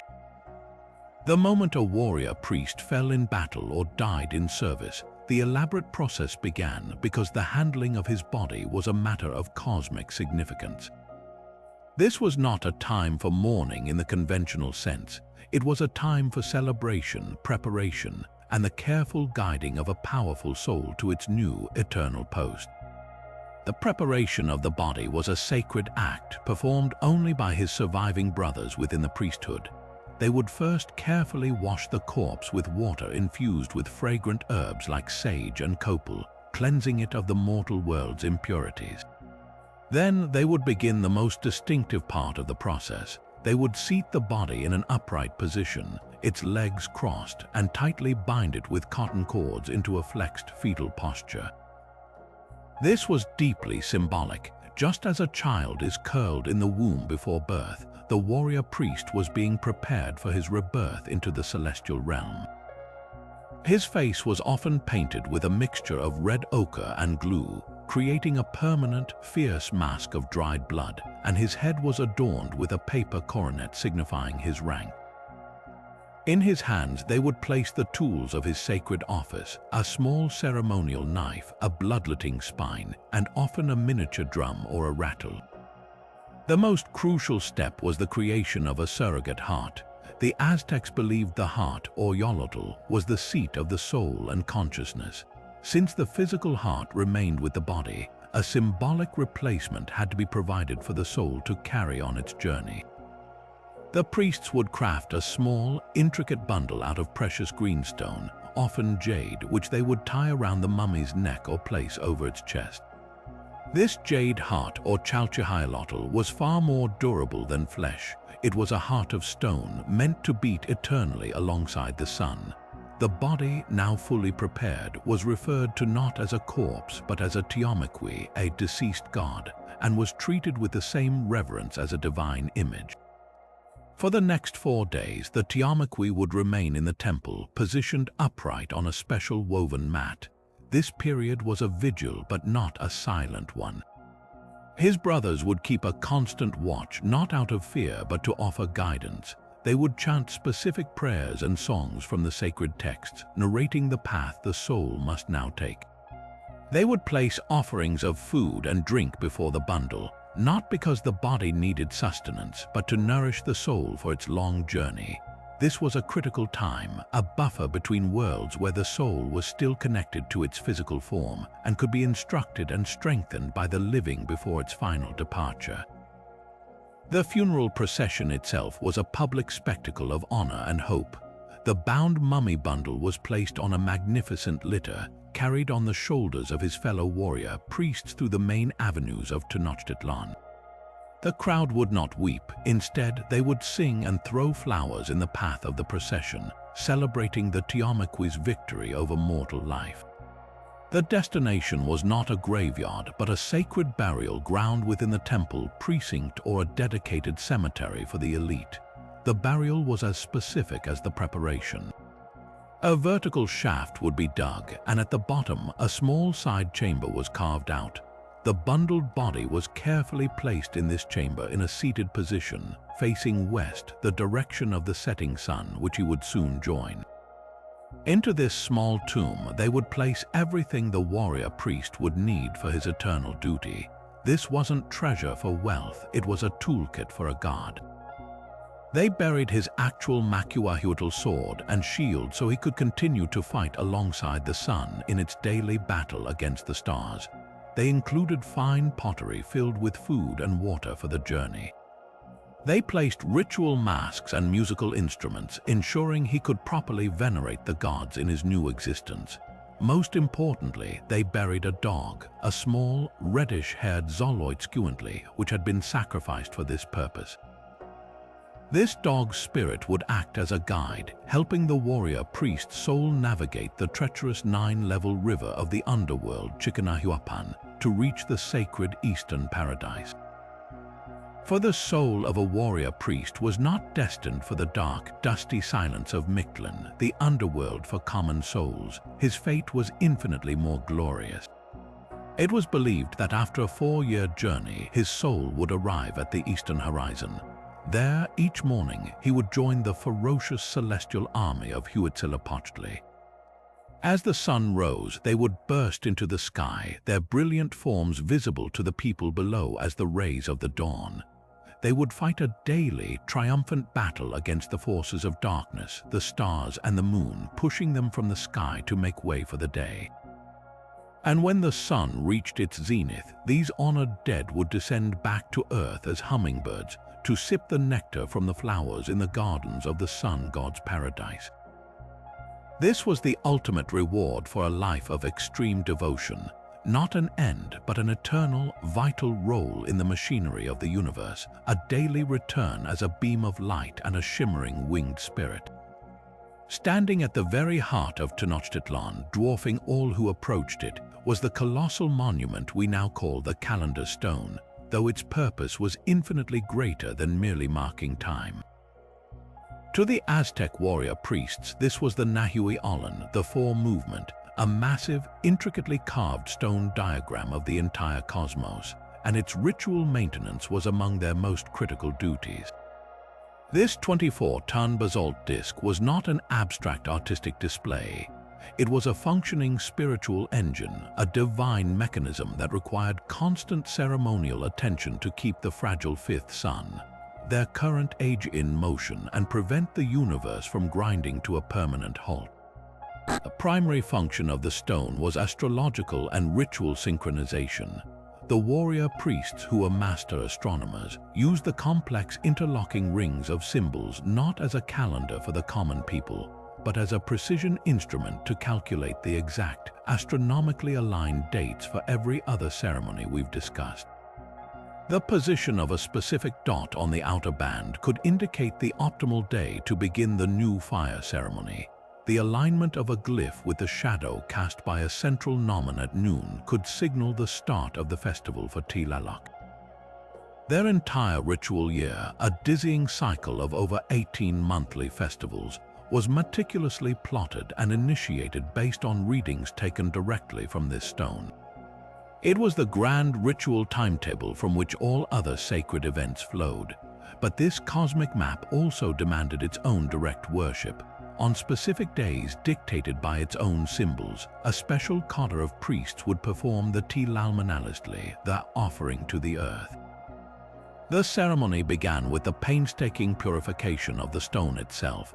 Using brooms made of sacred grasses, they would sweep the entire surface, clearing it of dust and leaves, an act that was believed to also sweep away spiritual impurities that had accumulated on the cosmic order.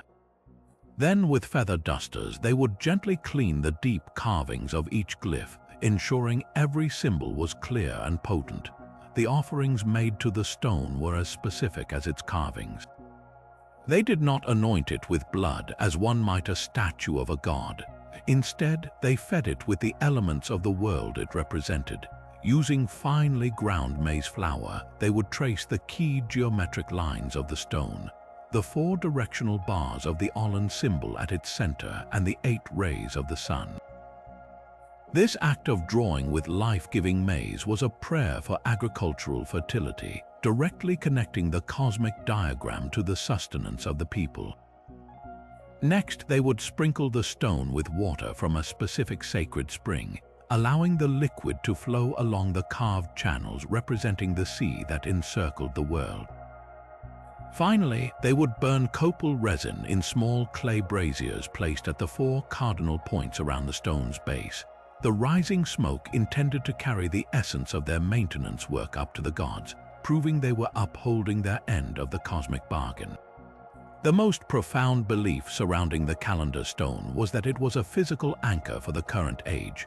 The central face was not the sun god Tenatia, but the monstrous earth deity Tl'oltecutli, who demanded nourishment lest she devour the world.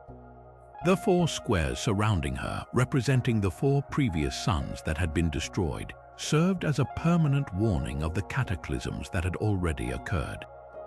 The outer ring of the 20-day signs was the engine of time itself, and the 2 great fire serpents encircling the entire disk were the forces that bound the universe together. The warrior priests believed that by cleaning, feeding, and honoring this stone, they were actively lubricating the gears of existence. Each ritual performed upon it was like turning a key in a vast celestial lock, ensuring the sun would continue its movement, the seasons would continue to turn, and the delicate balance of the 5th sun would be preserved for another cycle. In their eyes, the continued existence of everything depended on the meticulous care they gave to this carved stone.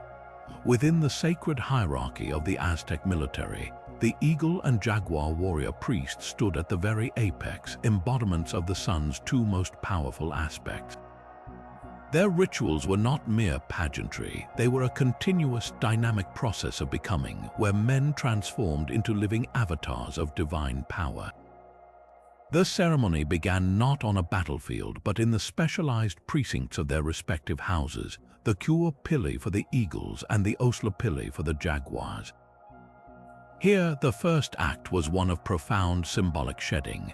A warrior would remove his standard-issue military tilmati or cloak, and through a series of chants and offerings to his patron deity, he would don the full regalia of his order.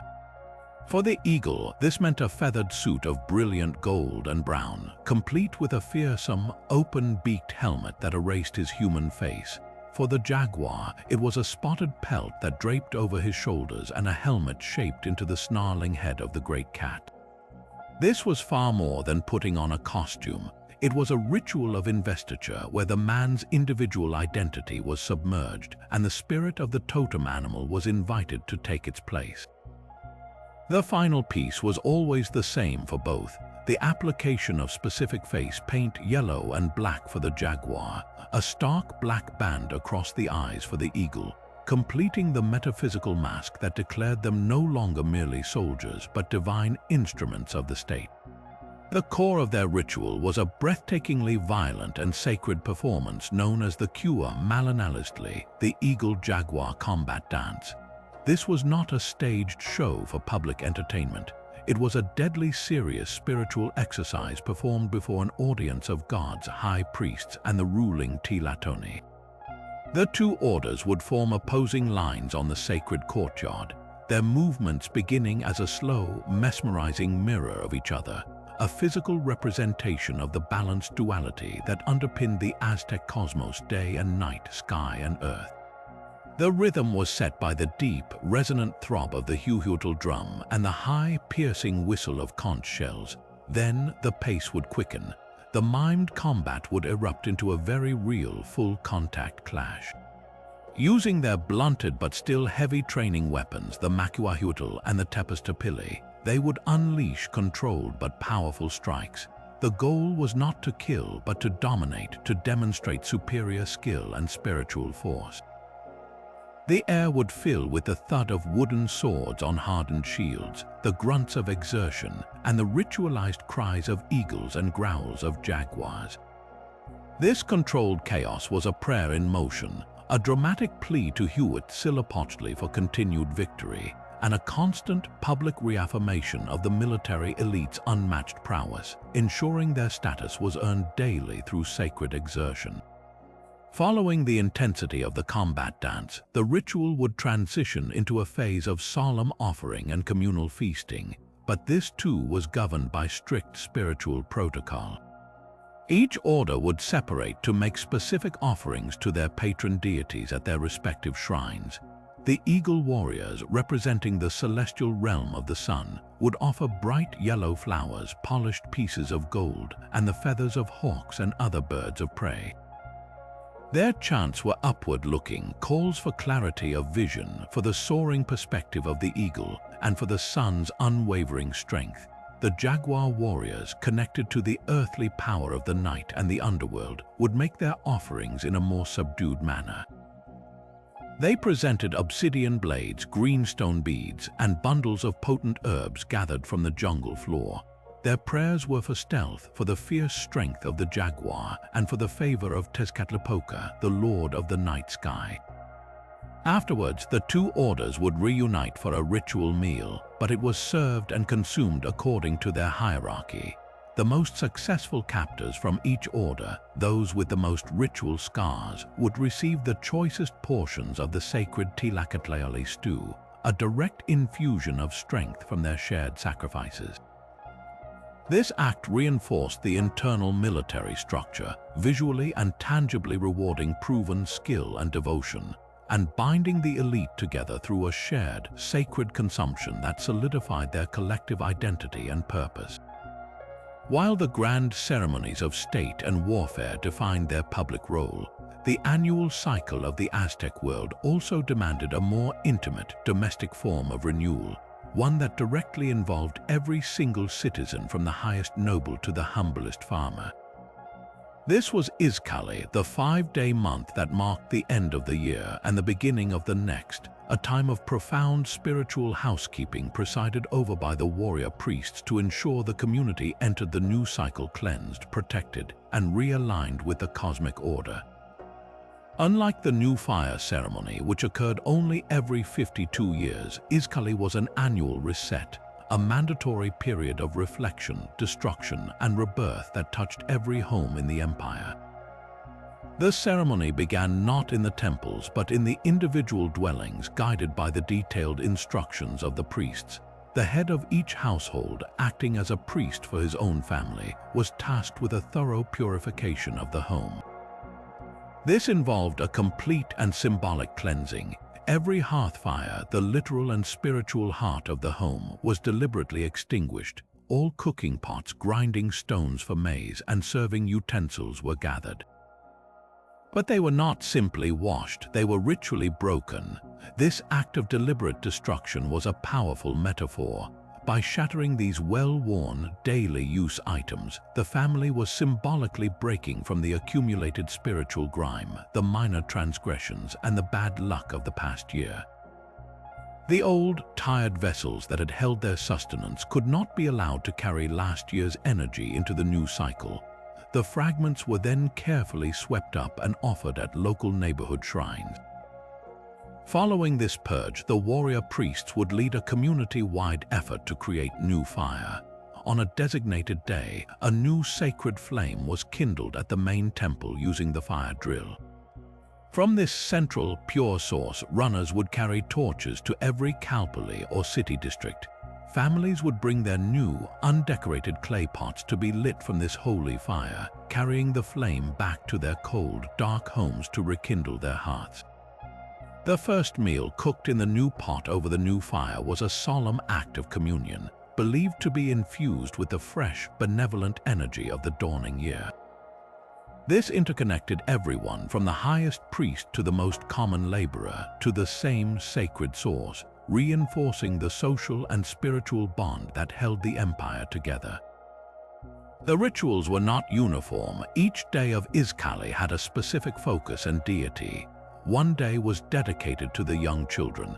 Infants and toddlers were presented to the priests, who performed a naming ceremony and made small offerings of their blood to secure the gods' protection for the most vulnerable members of the community. Another day was for the tools of trade. Artisans would bring their implements, the weaver's loom, the farmer's digging stick, the featherworker's tweezers, to be blessed by the priests, ensuring their skill would be fruitful and their labor would be honored in the year to come. A particularly important day was devoted to the Cihuatateo, the deified spirits of women who had died in childbirth. These spirits were feared as capricious entities who descended to earth at certain times, and offerings were made to appease them and protect the community from their whims.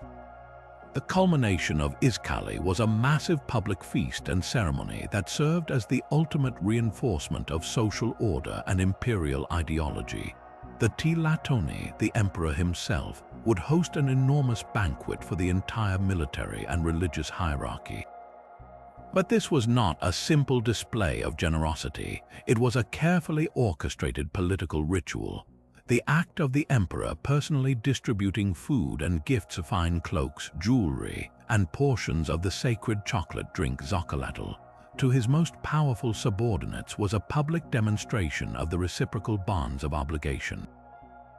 He provided sustenance and status, and in return they owed him their absolute loyalty and service. For the common people, large quantities of a special, fermented maize beer called Aztec Warrior were distributed, and sanctioned public drunkenness was permitted.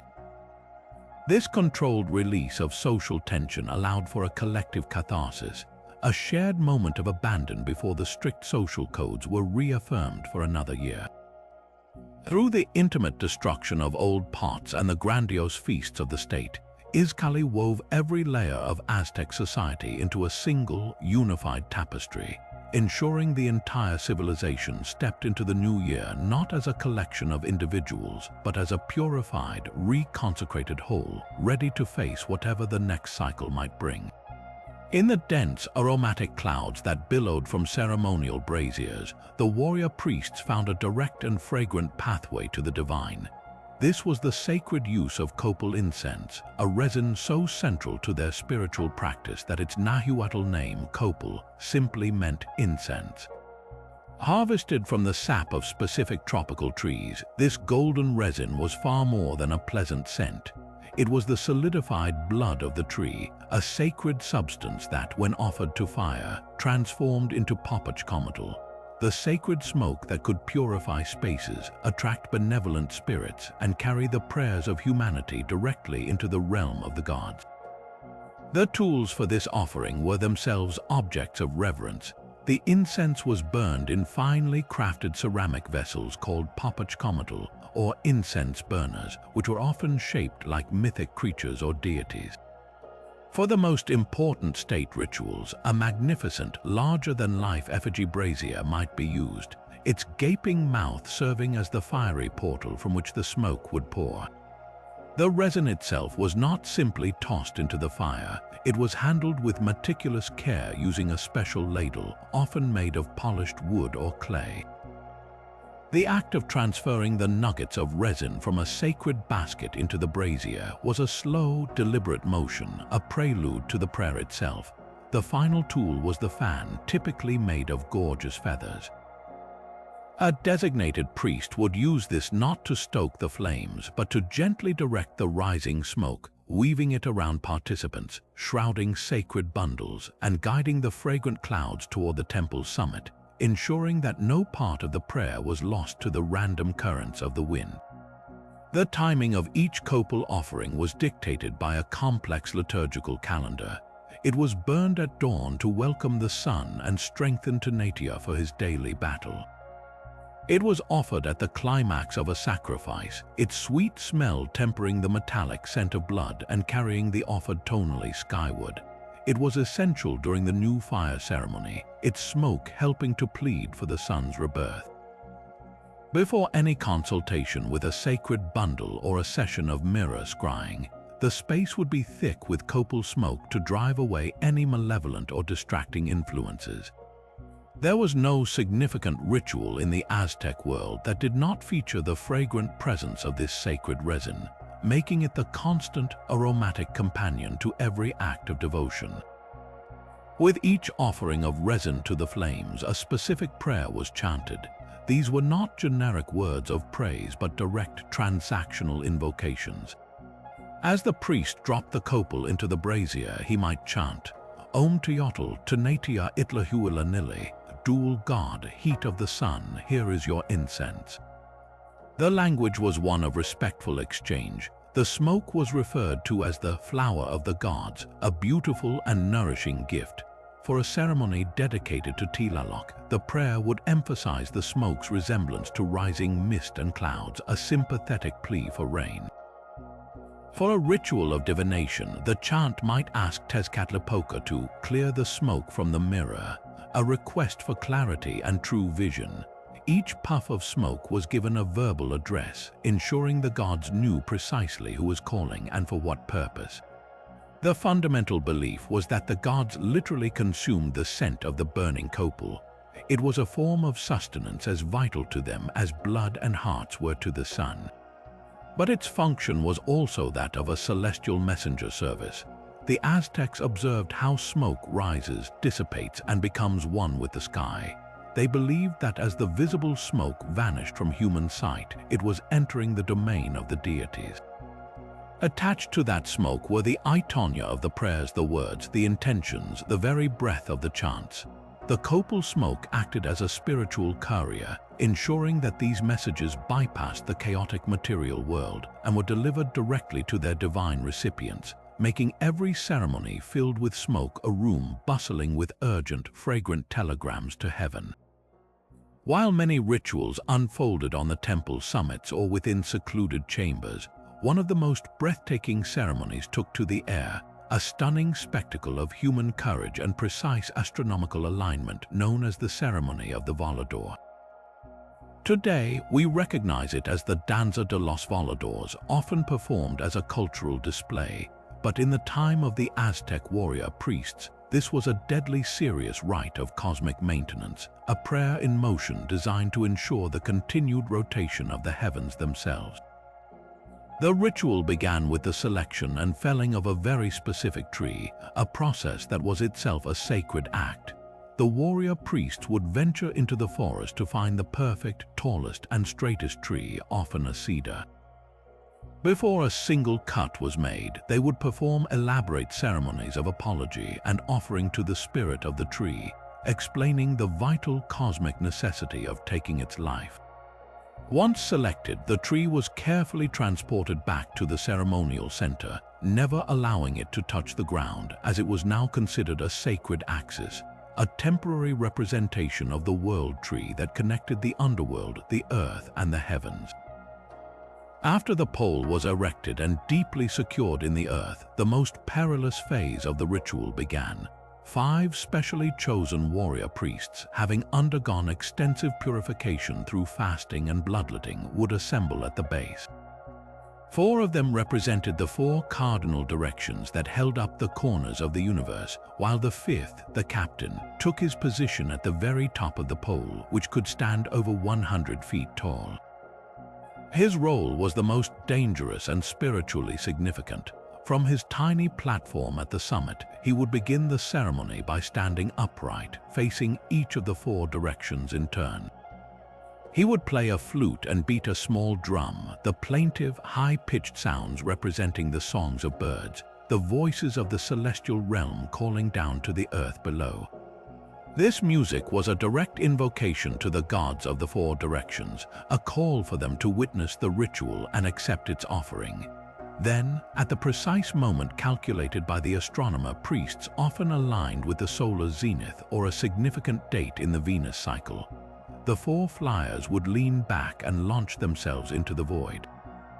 With ropes tied securely around their waists, they would begin their dizzying descent, circling the pole head first as the ropes unwound from the capstan above. But this was not a random flight. The number of rotations was meticulously prescribed and held profound meaning. Each of the 4 voladores would complete exactly 13 circles around the pole. Multiplied by the 4 flyers, this resulted in a total of 52 rotations, a number that directly mirrored the 52-year cycle of the Aztec calendar, the complete bundle of years that defined an era. As they spun, upside down with arms outstretched like soaring eagles, they were not merely performing a stunt. They were physically reenacting the passage of time itself, their bodies tracing the circular, descending path of the years. Their slow, inverted descent symbolized the sun's own journey from its zenith at the top of the sky down toward the horizon. The spreading of their arms mimicked the wings of birds, creatures believed to be messengers between the gods and humanity. The unraveling ropes represented the unspooling of fate and the cyclical nature of existence. The entire breathtaking performance was a powerful piece of sympathetic magic. By successfully completing this orbital dance, the warrior priests believed they were helping to spin the cosmic gears of the universe, ensuring that the great celestial cycle of 52 years would complete itself smoothly and begin anew. The safe return of all 4 flyers to the ground was met with immense relief and celebration, as it signified the gods' acceptance of their offering and a promise that the cosmic balance had been preserved. The world granted another day, another season, another year of life under the sacred and moving sun. But if the rituals we've explored so far sought to maintain order, nourish the gods, and ensure cosmic balance, the ceremonies dedicated to Tezcatlipoca, the smoking mirror, embraced a terrifying and essential truth: that chaos, fate, and change were equally powerful forces in the universe, and they too demanded reverence. This was not a god of comfortable certainty, but a capricious, all-powerful deity who could grant a king his throne or reduce him to a homeless beggar with a mere whim. Honoring him was the most dangerous and psychologically complex duty of the Aztec Warrior Priests, a year-long dance with destiny that culminated in one of the most profound and unsettling ceremonies in their entire spiritual practice: the creation and sacrifice of the Ixipla, the god impersonator. The selection process for Tezcatlipoca's living vessel was a hunt for human perfection. Warrior priests would scour the empire for a young man, often a captured warrior of noble birth who embodied a flawless ideal. He could have no physical blemishes whatsoever, no scars, no moles, not a single tooth out of place. His voice must be deep and melodious, his posture regal, his demeanor graceful and intelligent. This was because for one entire year, this chosen individual would not merely represent the god. He would be treated as the literal, physical embodiment of Tezcatlipoca on earth. From the moment of his selection, he ceased to be a captive or a common man. He was addressed as our Lord, and the warrior priests assigned to attend him became his humble servants, obeying his every request without question. His transformation into the god was meticulous and total. He was bathed, anointed with sacred oils, and adorned with the exact regalia of Tezcatlipoca. His hair was styled in the specific ringlets of the god, and he was given the signature attributes: a headdress of heron feathers, a gleaming obsidian mirror to replace one of his feet reflecting Tezcatlipoca's name, smoking mirror, and his all-seeing nature, and a set of finely crafted flutes. For the next 12 months, he lived a life of unimaginable luxury and absolute divinity. He was housed in his own palace, fed the most exquisite foods, and taught to play the flute, sing, and speak with the wisdom and wit of the god himself. He was free to wander the streets of Tenochtitlan, and any citizen who encountered him would immediately prostrate themselves, believing they were in the literal presence of a deity. He was even given 4 beautiful, carefully chosen women to attend his every need, who themselves were considered living manifestations of 4 goddesses. The warrior priest's interaction with this living god was a constant, delicate performance of faith and cognitive dissonance. They knew on an intellectual level that this was a mortal man. Yet the entire theological framework of the ritual demanded they treat him as utterly divine. To maintain this belief, they engaged in a continuous, year-long ceremony of reverence. They would make offerings to him, not just of copal and flowers, but of their own blood, drawing it in his presence and anointing his likeness with it. They would consult him on matters of state, interpreting his casual words or musical improvisations as divine prophecies. This was the ultimate test of their spiritual discipline: to serve, worship, and love a being they were simultaneously preparing for a predetermined, brutal death. The Ixipla himself was woven into this reality, slowly shedding his own identity and, by all accounts, beginning to believe in and accept his own divinity. A psychological transformation as carefully cultivated as his physical appearance. As the year drew to a close, the tone of the ritual shifted dramatically. 20 days before the appointed sacrifice, the god impersonator's divine marriage to his 4 goddess attendants was ceremonially dissolved. His luxurious attire was removed, and he was taken on a solemn journey across the lake to a small, lonely temple on the shore. During this final passage, he would break the flutes he had played throughout his divine year, one by one, casting the pieces into the water, a powerful symbol that his time as the merry, indulgent god was ending. Upon reaching the temple, he would climb the steps alone, met at the summit not by his attentive priests but by the high priest himself. In a final, swift act, the living embodiment of Tezcatlipoca would be sacrificed, his heart offered to the very deity he had so perfectly represented. In that moment, the Aztecs believed they had not killed a man, but had provided a perfect vessel for their unpredictable god to inhabit and then willingly depart.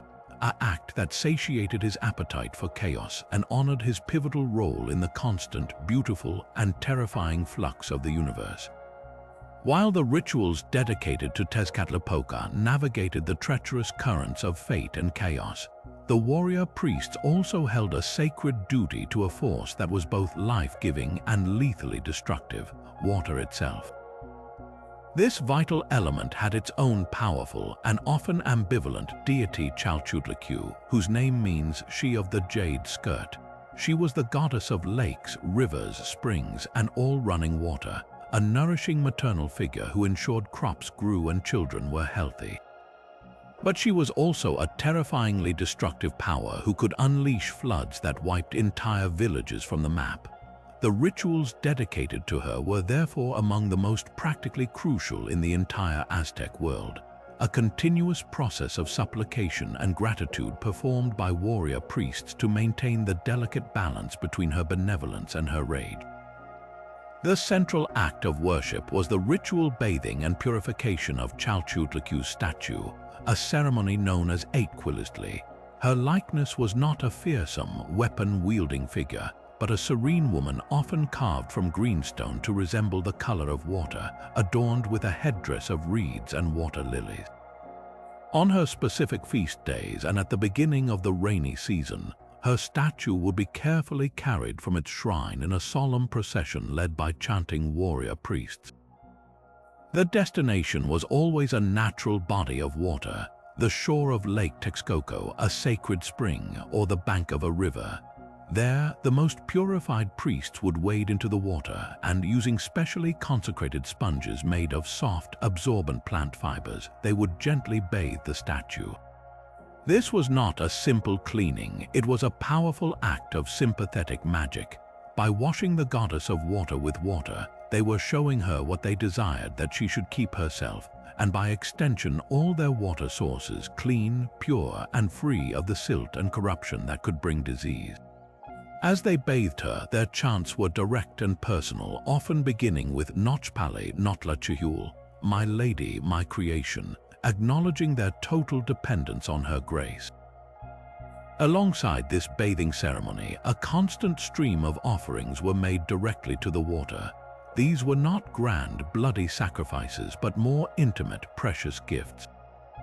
The warrior priests would take finely crafted objects, beautiful ceramic vessels painted with aquatic motifs, carved jade beads, and sometimes even ground precious stones like turquoise, and cast them into the deepest, clearest parts of lakes and springs. The choice of offerings was deeply symbolic. Jade or chalchihuatl was sacred to her, its green color and cool, smooth texture mirroring the water it was meant to please. Throwing these valuable items into the water was seen as a direct transaction, a payment or a gift to the goddess to thank her for her bounty and to encourage her to continue providing clean, fresh water. These sinking offerings were also believed to act as spiritual plugs or anchors, helping to stabilize the lake beds and prevent Chalchutlicue from becoming agitated and causing the earth to shift and flood. The prayers the warrior priests recited during these water rituals were remarkably specific, reflecting a sophisticated understanding of hydrology and a deep-seated anxiety about their environment. Their invocations were twofold, a delicate balancing act of requests. First, they pleaded for the positive, Mamokupa in Atul Mamochapahua, may the water turn over, may it become clean. They prayed for the currents to keep the water fresh and aerated, for the springs to run clear, and for the rains to be gentle and nourishing. but almost in the same breath, they would offer a protective plea against her destructive power. Mahul Mokwetsa in Atul Mamatlali, may the water stand well, may it settle. This was a direct prayer against flooding, a desperate request for the water levels to remain stable within their banks and not overflow to destroy their Chainampa gardens and flood their homes. The warrior priests understood that the same force that carved the canyons and filled their canals could, with a shift in mood, erase their entire world, and their rituals were a continuous, necessary negotiation to keep that terrifying power in check. And yet, woven into this worldview that celebrated sacrifice and cosmic duty was a profound and tender reverence for those who had already completed their mortal journey. Far from a morbid fixation on death, the Aztecs saw the departed as an active, vital part of the community, a repository of wisdom and a source of continued guidance. This relationship was celebrated and nourished during Xipe, the Feast of the Little Dead, a multi-day ceremony that was less about mourning and more about joyful, grateful reunion. This ritual reveals a deeply human side to the warrior priests, showing them not just as fearsome sustainers of the sun, but as loving sons, grandsons, and nephews, eager to commune with the generations that came before. The ceremony was meticulously timed and divided, reflecting the Aztec belief that the way one died determined their ultimate destination, and therefore how they should be honored. Xipe was dedicated specifically to the souls of deceased children, known as Xochihua, or flower children. Their feast was held in the 9th month of the ritual calendar, followed a few days later by Hui Mikelhuatl, the Great Feast of the Dead for deceased adults. This separation was crucial. The Aztecs believed children who passed away did not journey to the dark, challenging underworld of Mictlan, but were taken to a special, verdant paradise known as Chichihuacuoco, or the wet nurse tree. Here, it was believed these young souls resided at the roots of a massive, life-giving tree that dripped nourishing milk, waiting for the current age of the world to end so they could be reborn into the next. Theirs was a gentle, hopeful afterlife, and the rituals for them were accordingly sweet and tender. The preparations began in every home. Families would build small, elaborate altars or teas ampantly, not of skulls, but of beautifully woven reeds and flowers. Upon these, they would place the favorite foods, toys, and tiny garments of their departed children. The air would fill with the scent of copal incense and the vibrant colors of Cempasúchil, the marigold flower, whose strong, pungent aroma was believed to act as a guide, helping the little souls find their way back to their earthly homes. The warrior priests, meanwhile, prepared for their public role. They would adorn the central temple courtyards with intricate arches made of flowers and paper banners, creating a fragrant, welcoming pathway for the returning spirits. On the day of the feast, the warrior priests led a public procession to the family shrines and burial sites. This was not a somber march, but a vibrant, noisy celebration.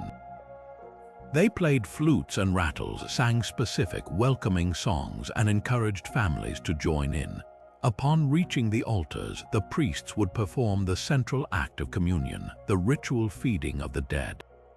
They would take small, perfectly formed tamales, cups of steaming atol, a warm maize drink, and pieces of ripe fruit, and would crumble them or pour them onto the ground before the altar. This was not wasteful, it was a sacred offering. The Aztecs believed the spirits could consume the essential essence, the tonali, of the food, leaving behind only the physical shell for the living to eat later. The act of sharing a meal, even in this ethereal way, reaffirmed the unbroken bond between the living and the dead, a family dinner that transcended the grave. For the warrior priests, however, the ritual held a deeper, more strategic purpose. After the public feasting and offerings, a select group would retreat to a sealed chamber within the temple. Here, in the flickering light of oil lamps and surrounded by the smoke of special, vision-inducing herbs mixed with the copal, they would attempt to actively communicate with the ancestors. These were not the recently departed children, but the great heroes and wise elders of generations past. The priests would enter a trance state, often aided by the same entheogenic plants used for divination, and would call upon these ancestral spirits for guidance. They believed that these souls, freed from earthly limitations, possessed a clearer view of the future and a deeper understanding of the gods' intentions. The questions they asked were of dire importance to the state. They might seek advice on an upcoming military campaign, asking a legendary general from the past to reveal the enemy's weakness. They might inquire about the health of the harvest, seeking wisdom from a famed agricultural priest on how to avoid a coming famine. The answers were believed to come through visions, through the interpretation of patterns in the smoke, or through the feeling of a sudden, cool breeze, a sign of an ancestral presence. The insights gained in these secluded sessions were then brought before the ruling council and could directly influence the decisions that shaped the empire. In this way, Xipe Totec was far more than a sentimental holiday. It was a vital channel to the collective wisdom of the past, a ritual that ensured the greatest minds of Aztec history were still consulted, their experiences still valued, and their protective presence still felt in the heart of Tenochtitlan. Yet within this world of precise celestial offerings and solemn processions, there was also a space for divine conflict, a sacred theater where the eternal struggle between cosmic forces was acted out not with real weapons but with choreographed ritual. This was the ritual combat ceremony, a breathtaking display where warrior priests embodying specific gods engaged in a symbolic dance of battle to physically manifest and influence the balance of power in the universe. Unlike the Flower War, which was about capturing sacrifices or a simple training exercise, this was a form of active public divination, a way to literally see which divine force was stronger on any given day and to petition for their favor through the language of motion and combat. The preparation for these ritual battles was a sacred process in itself. The warrior priests chosen to represent the gods were selected not only for their martial skill, but for their spiritual purity and deep understanding of the deity they would embody. Days before the ceremony, they entered a period of intense seclusion, fasting, and purification in the Temazcal to strip away their individual identities. Their bodies were then painted with the specific colors and symbols of their divine role. One priest might be transformed into Tezcatlipoca, the smoking mirror, his body painted with stark black and yellow stripes and a foot replaced with a ceremonial obsidian mirror. Another would become Quetzalcoatl, the feathered serpent, adorned in brilliant green quetzal feathers and a mask with a long, serpentine nose. They did not merely dress as these gods. Through chant, prayer, and the potent psychology of ritual, they sought to become temporary vessels for their essence. The weapons used were not the sharpened macuahuitl of the battlefield, but specially crafted ceremonial versions. The edges of the wooden swords were blunt, often studded not with obsidian but with feathers or tufts of cotton. Shields were lightweight and beautifully painted with the god's symbols, designed for dazzling display rather than deflecting lethal blows.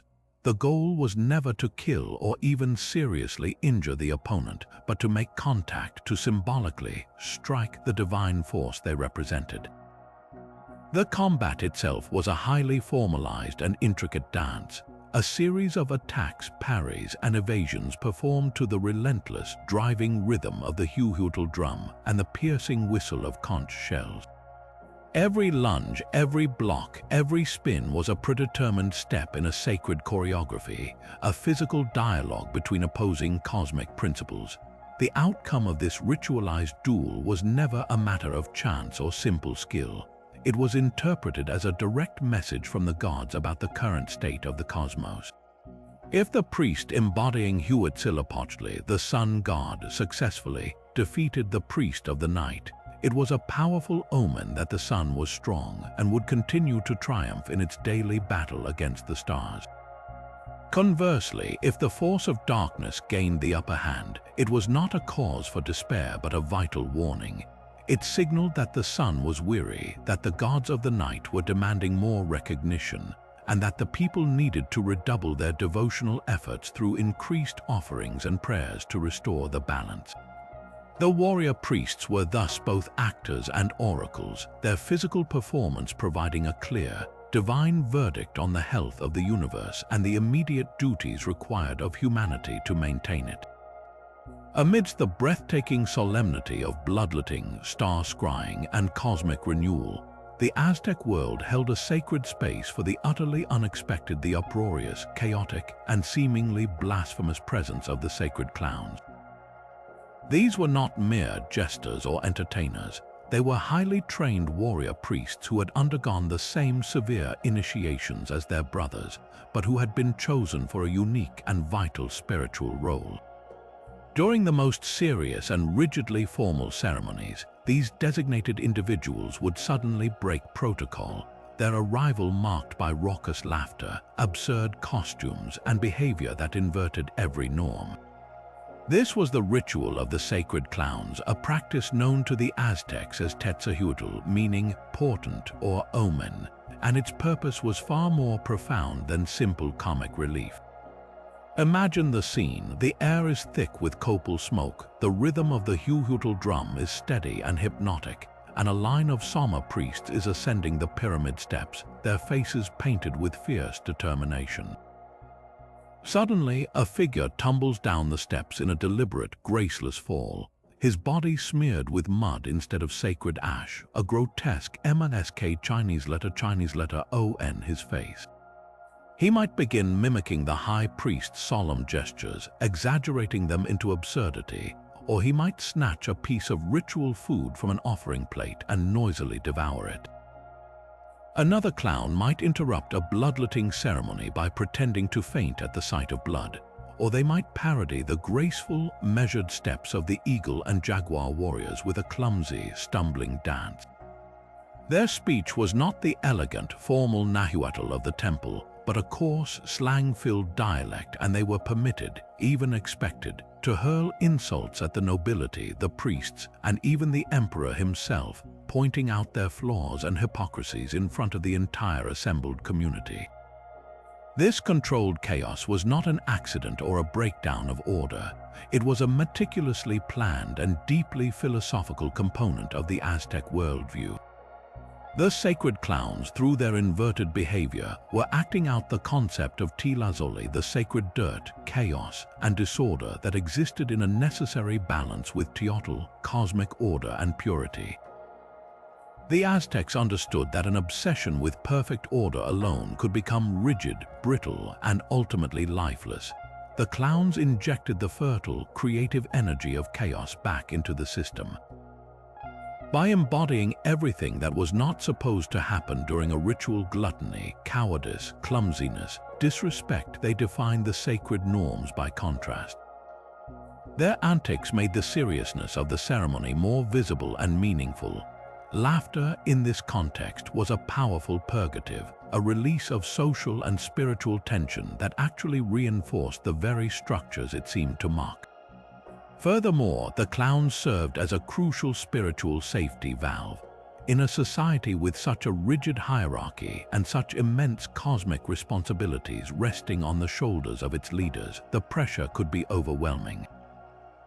The ritualized mockery provided by the clowns allowed for a controlled venting of societal anxieties and frustrations. A common farmer watching a sacred clown parody a proud noble could laugh at the powerful without fear of retribution, thereby reaffirming his place in the social order through this sanctioned inversion. It was a way of saying, we acknowledge the absurdity that can exist within power, and we are not afraid to laugh at it because our true faith is stronger than any one individual's pretensions. Perhaps their most important function, however, was that of divine truth-tellers. Because they operated outside the normal bounds of etiquette and hierarchy, the sacred clowns could say the unsayable. Their insults were often veiled criticisms or sharp observations about real problems: a general's failing strategy, a priest's pride, a drought that the current rituals had failed to alleviate. In this way, they provided a vital feedback loop to the leadership, delivering hard truths under the protective guise of comedy and ritual. The Aztecs believed that the gods themselves sometimes spoke through these figures of chaos, using their absurdity to deliver messages that were too uncomfortable or too complex to be delivered through normal prophetic channels. The sacred clown, in his glorious, messy imperfection, was a living reminder that the cosmos was a dynamic dance between order and chaos, and that both were essential for the world to turn. High above the smoke and the scent of copal, beyond the earthly dramas of sacrifice and celebration, the warrior priests turned their gaze to the silent, moving lights of the night sky. This was not a passive observation but an active, sacred dialogue, a series of rituals known as the Sitlalpalahuian, or the watching of the stars that journey. From the flat, polished observatory platforms atop the Great Pyramids, these astronomer priests engaged in a continuous act of cosmic interpretation, believing that the fates of empires and the very schedule of existence were written in the celestial movements above them. The preparation for these star-gazing rituals was a profound exercise in purification and focus. The priests chosen for this duty were the most mathematically gifted and patient within the orders, individuals who had spent decades memorizing the complex cycles of the heavens. Before ascending the observatory platform, they would undergo a stringent cleansing. They would fast for days, consuming only water and plain maize cakes, and spend long hours in the temazcal, sweating out all earthly distractions. Their bodies were then anointed with a paste made from ground obsidian and night-blooming flowers, a symbolic attempt to make their skin as dark and receptive as the night sky itself. Dressed in simple, dark cloaks to avoid reflecting any stray light, they would climb the pyramid steps under the cover of darkness, their minds sharpened and their senses attuned to the faintest gleam above. The primary tool of their sacred science was the tila-chiloni, a seeing instrument that was far more sophisticated than a simple viewing tube.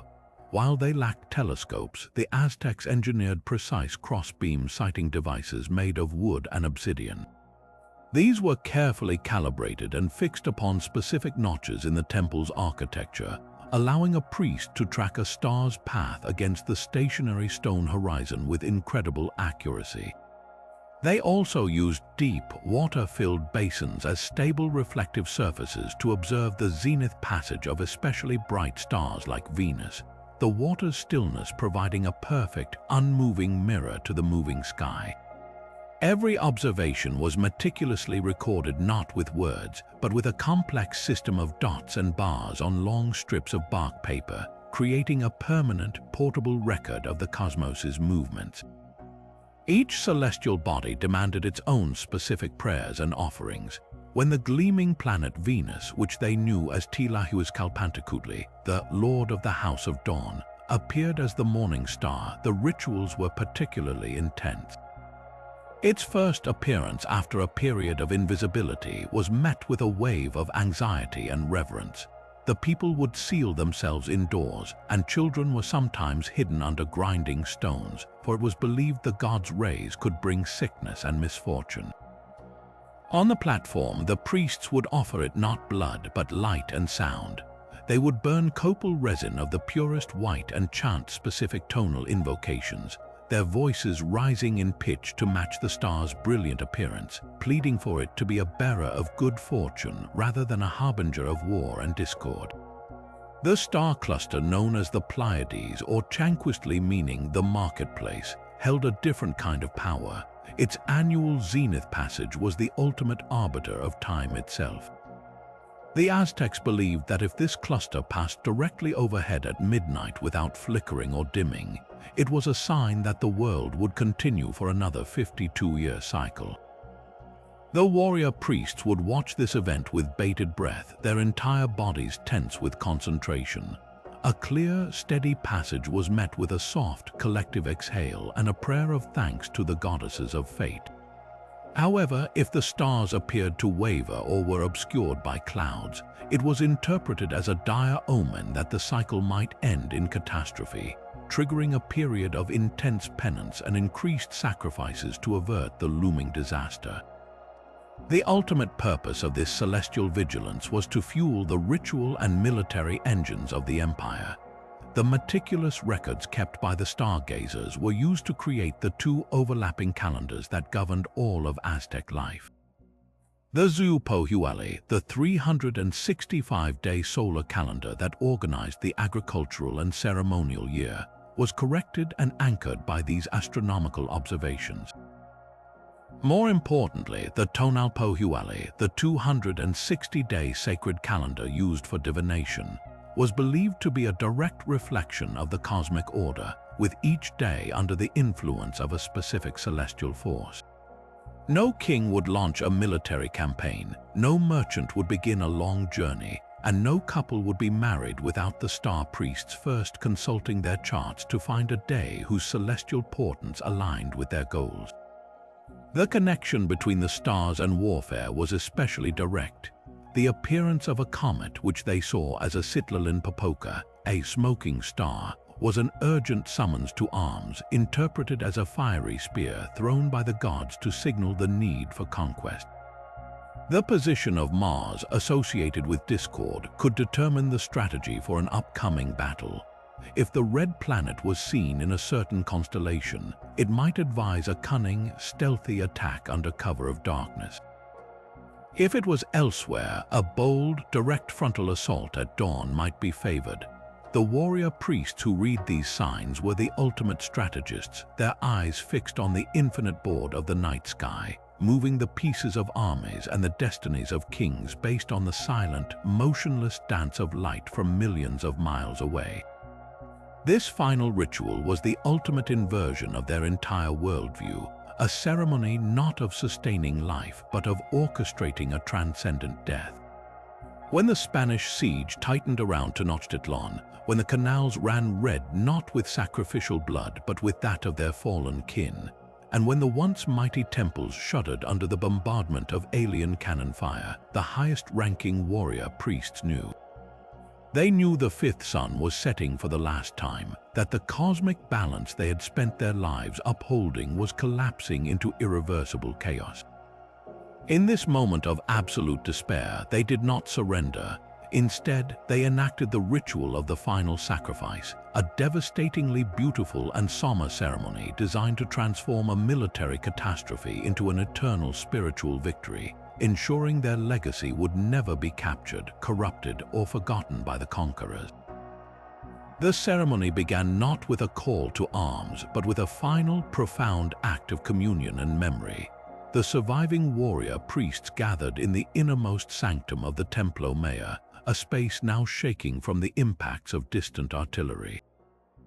They built a small, hurried fire, not for warmth or light, but as a pure, concentrated source of the element they had served their entire lives.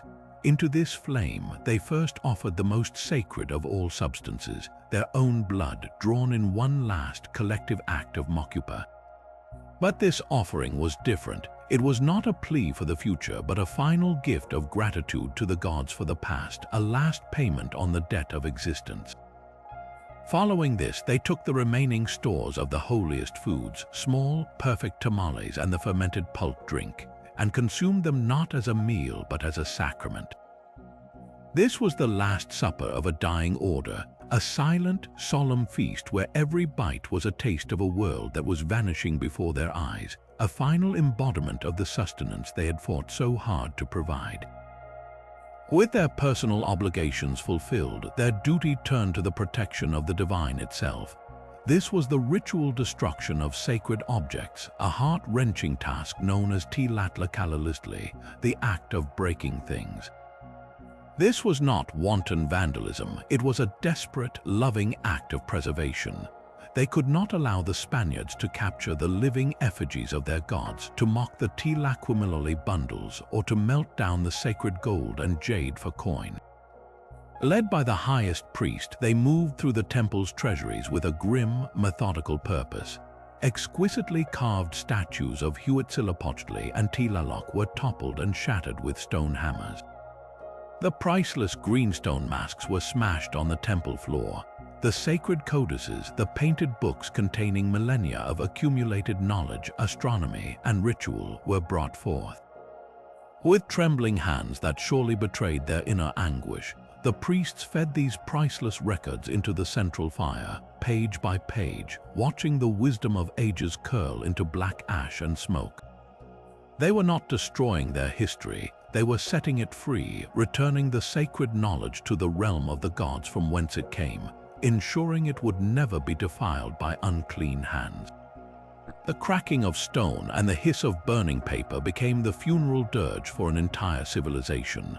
Finally, having severed their ties to the mortal world and safeguarded their divine legacy, they prepared for their last, most important transformation, from warrior priests into Temelotzin, the deified dead who would join the sun forever.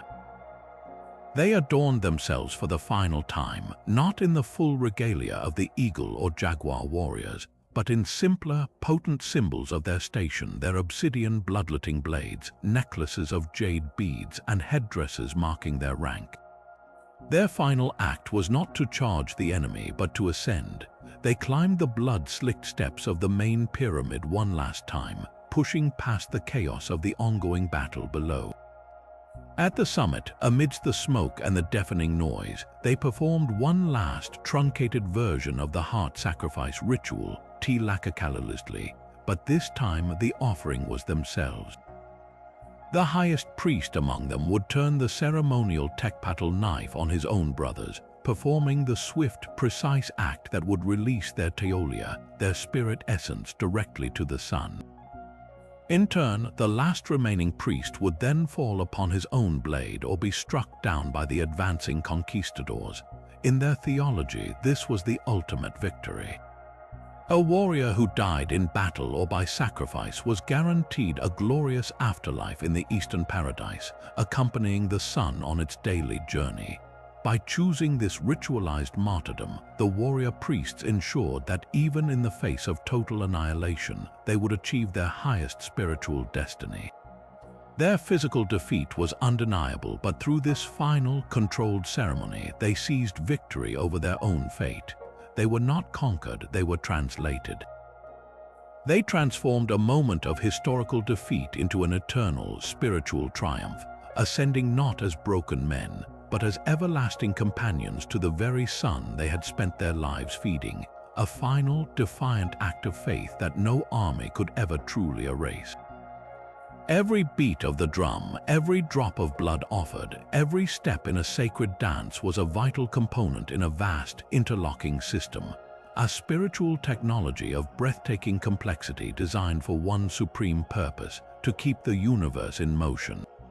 The 30 rituals of the Aztec warrior priests were not a random collection of superstitions. They were the operational code for reality itself, a continuous dialogue between humanity and the divine that sustained the sun, ensured the rains, and upheld the very fabric of existence. Through this intricate framework, they built a bridge between the tangible world of maize and stone and the intangible realm of gods and cosmic forces, believing that human action was the essential fuel for the cosmic engine. This was a worldview of profound responsibility, where the fate of all creation rested on the disciplined, devout shoulders of a spiritual elite. This elaborate ceremonial system did more than just appease the gods. It forged the psychological backbone of one of history's most formidable military cultures. The same rituals that purified a priest in the Temazcal hardened a warrior for battle. The same belief that a captured enemy's courage could be absorbed through ritual consumption made every campaign a quest for spiritual and martial strength. The breathtaking discipline required to ascend the pyramid steps, to face isolation and pain in initiation, or to maintain perfect rhythm for hours on the huhutal drum, was the exact same discipline that allowed the Aztec army to march vast distances, execute complex maneuvers, and dominate Mesoamerica. Their battlefield prowess was a direct extension of their spiritual devotion. They fought not for land or treasure alone, but for the very survival of the sun, making them utterly relentless and fearsome opponents. With the violent erasure of their civilization, we lost more than just these rituals. We lost an entire way of perceiving humanity's place in the cosmos. We lost a sophisticated understanding of the natural world, where astronomy was a sacred science and the changing seasons were a divine drama requiring human participation. We lost a profound, if challenging, philosophy that saw all life as deeply interconnected, where death was not an end but a transformation, and where every individual had a role to play in a story much larger than themselves.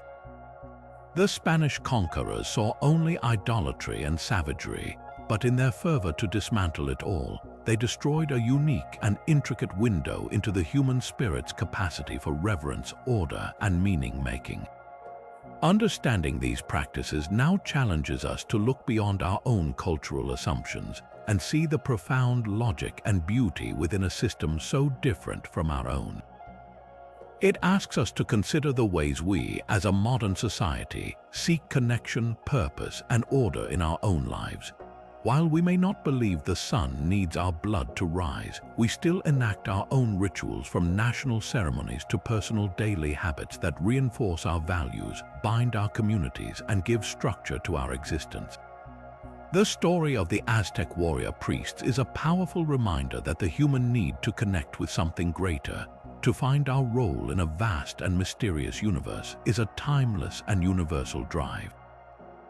We've journeyed through 30 incredible ceremonies, from the cosmic reset of the new fire ceremony to the intimate communion of the Feast of the Little Dead.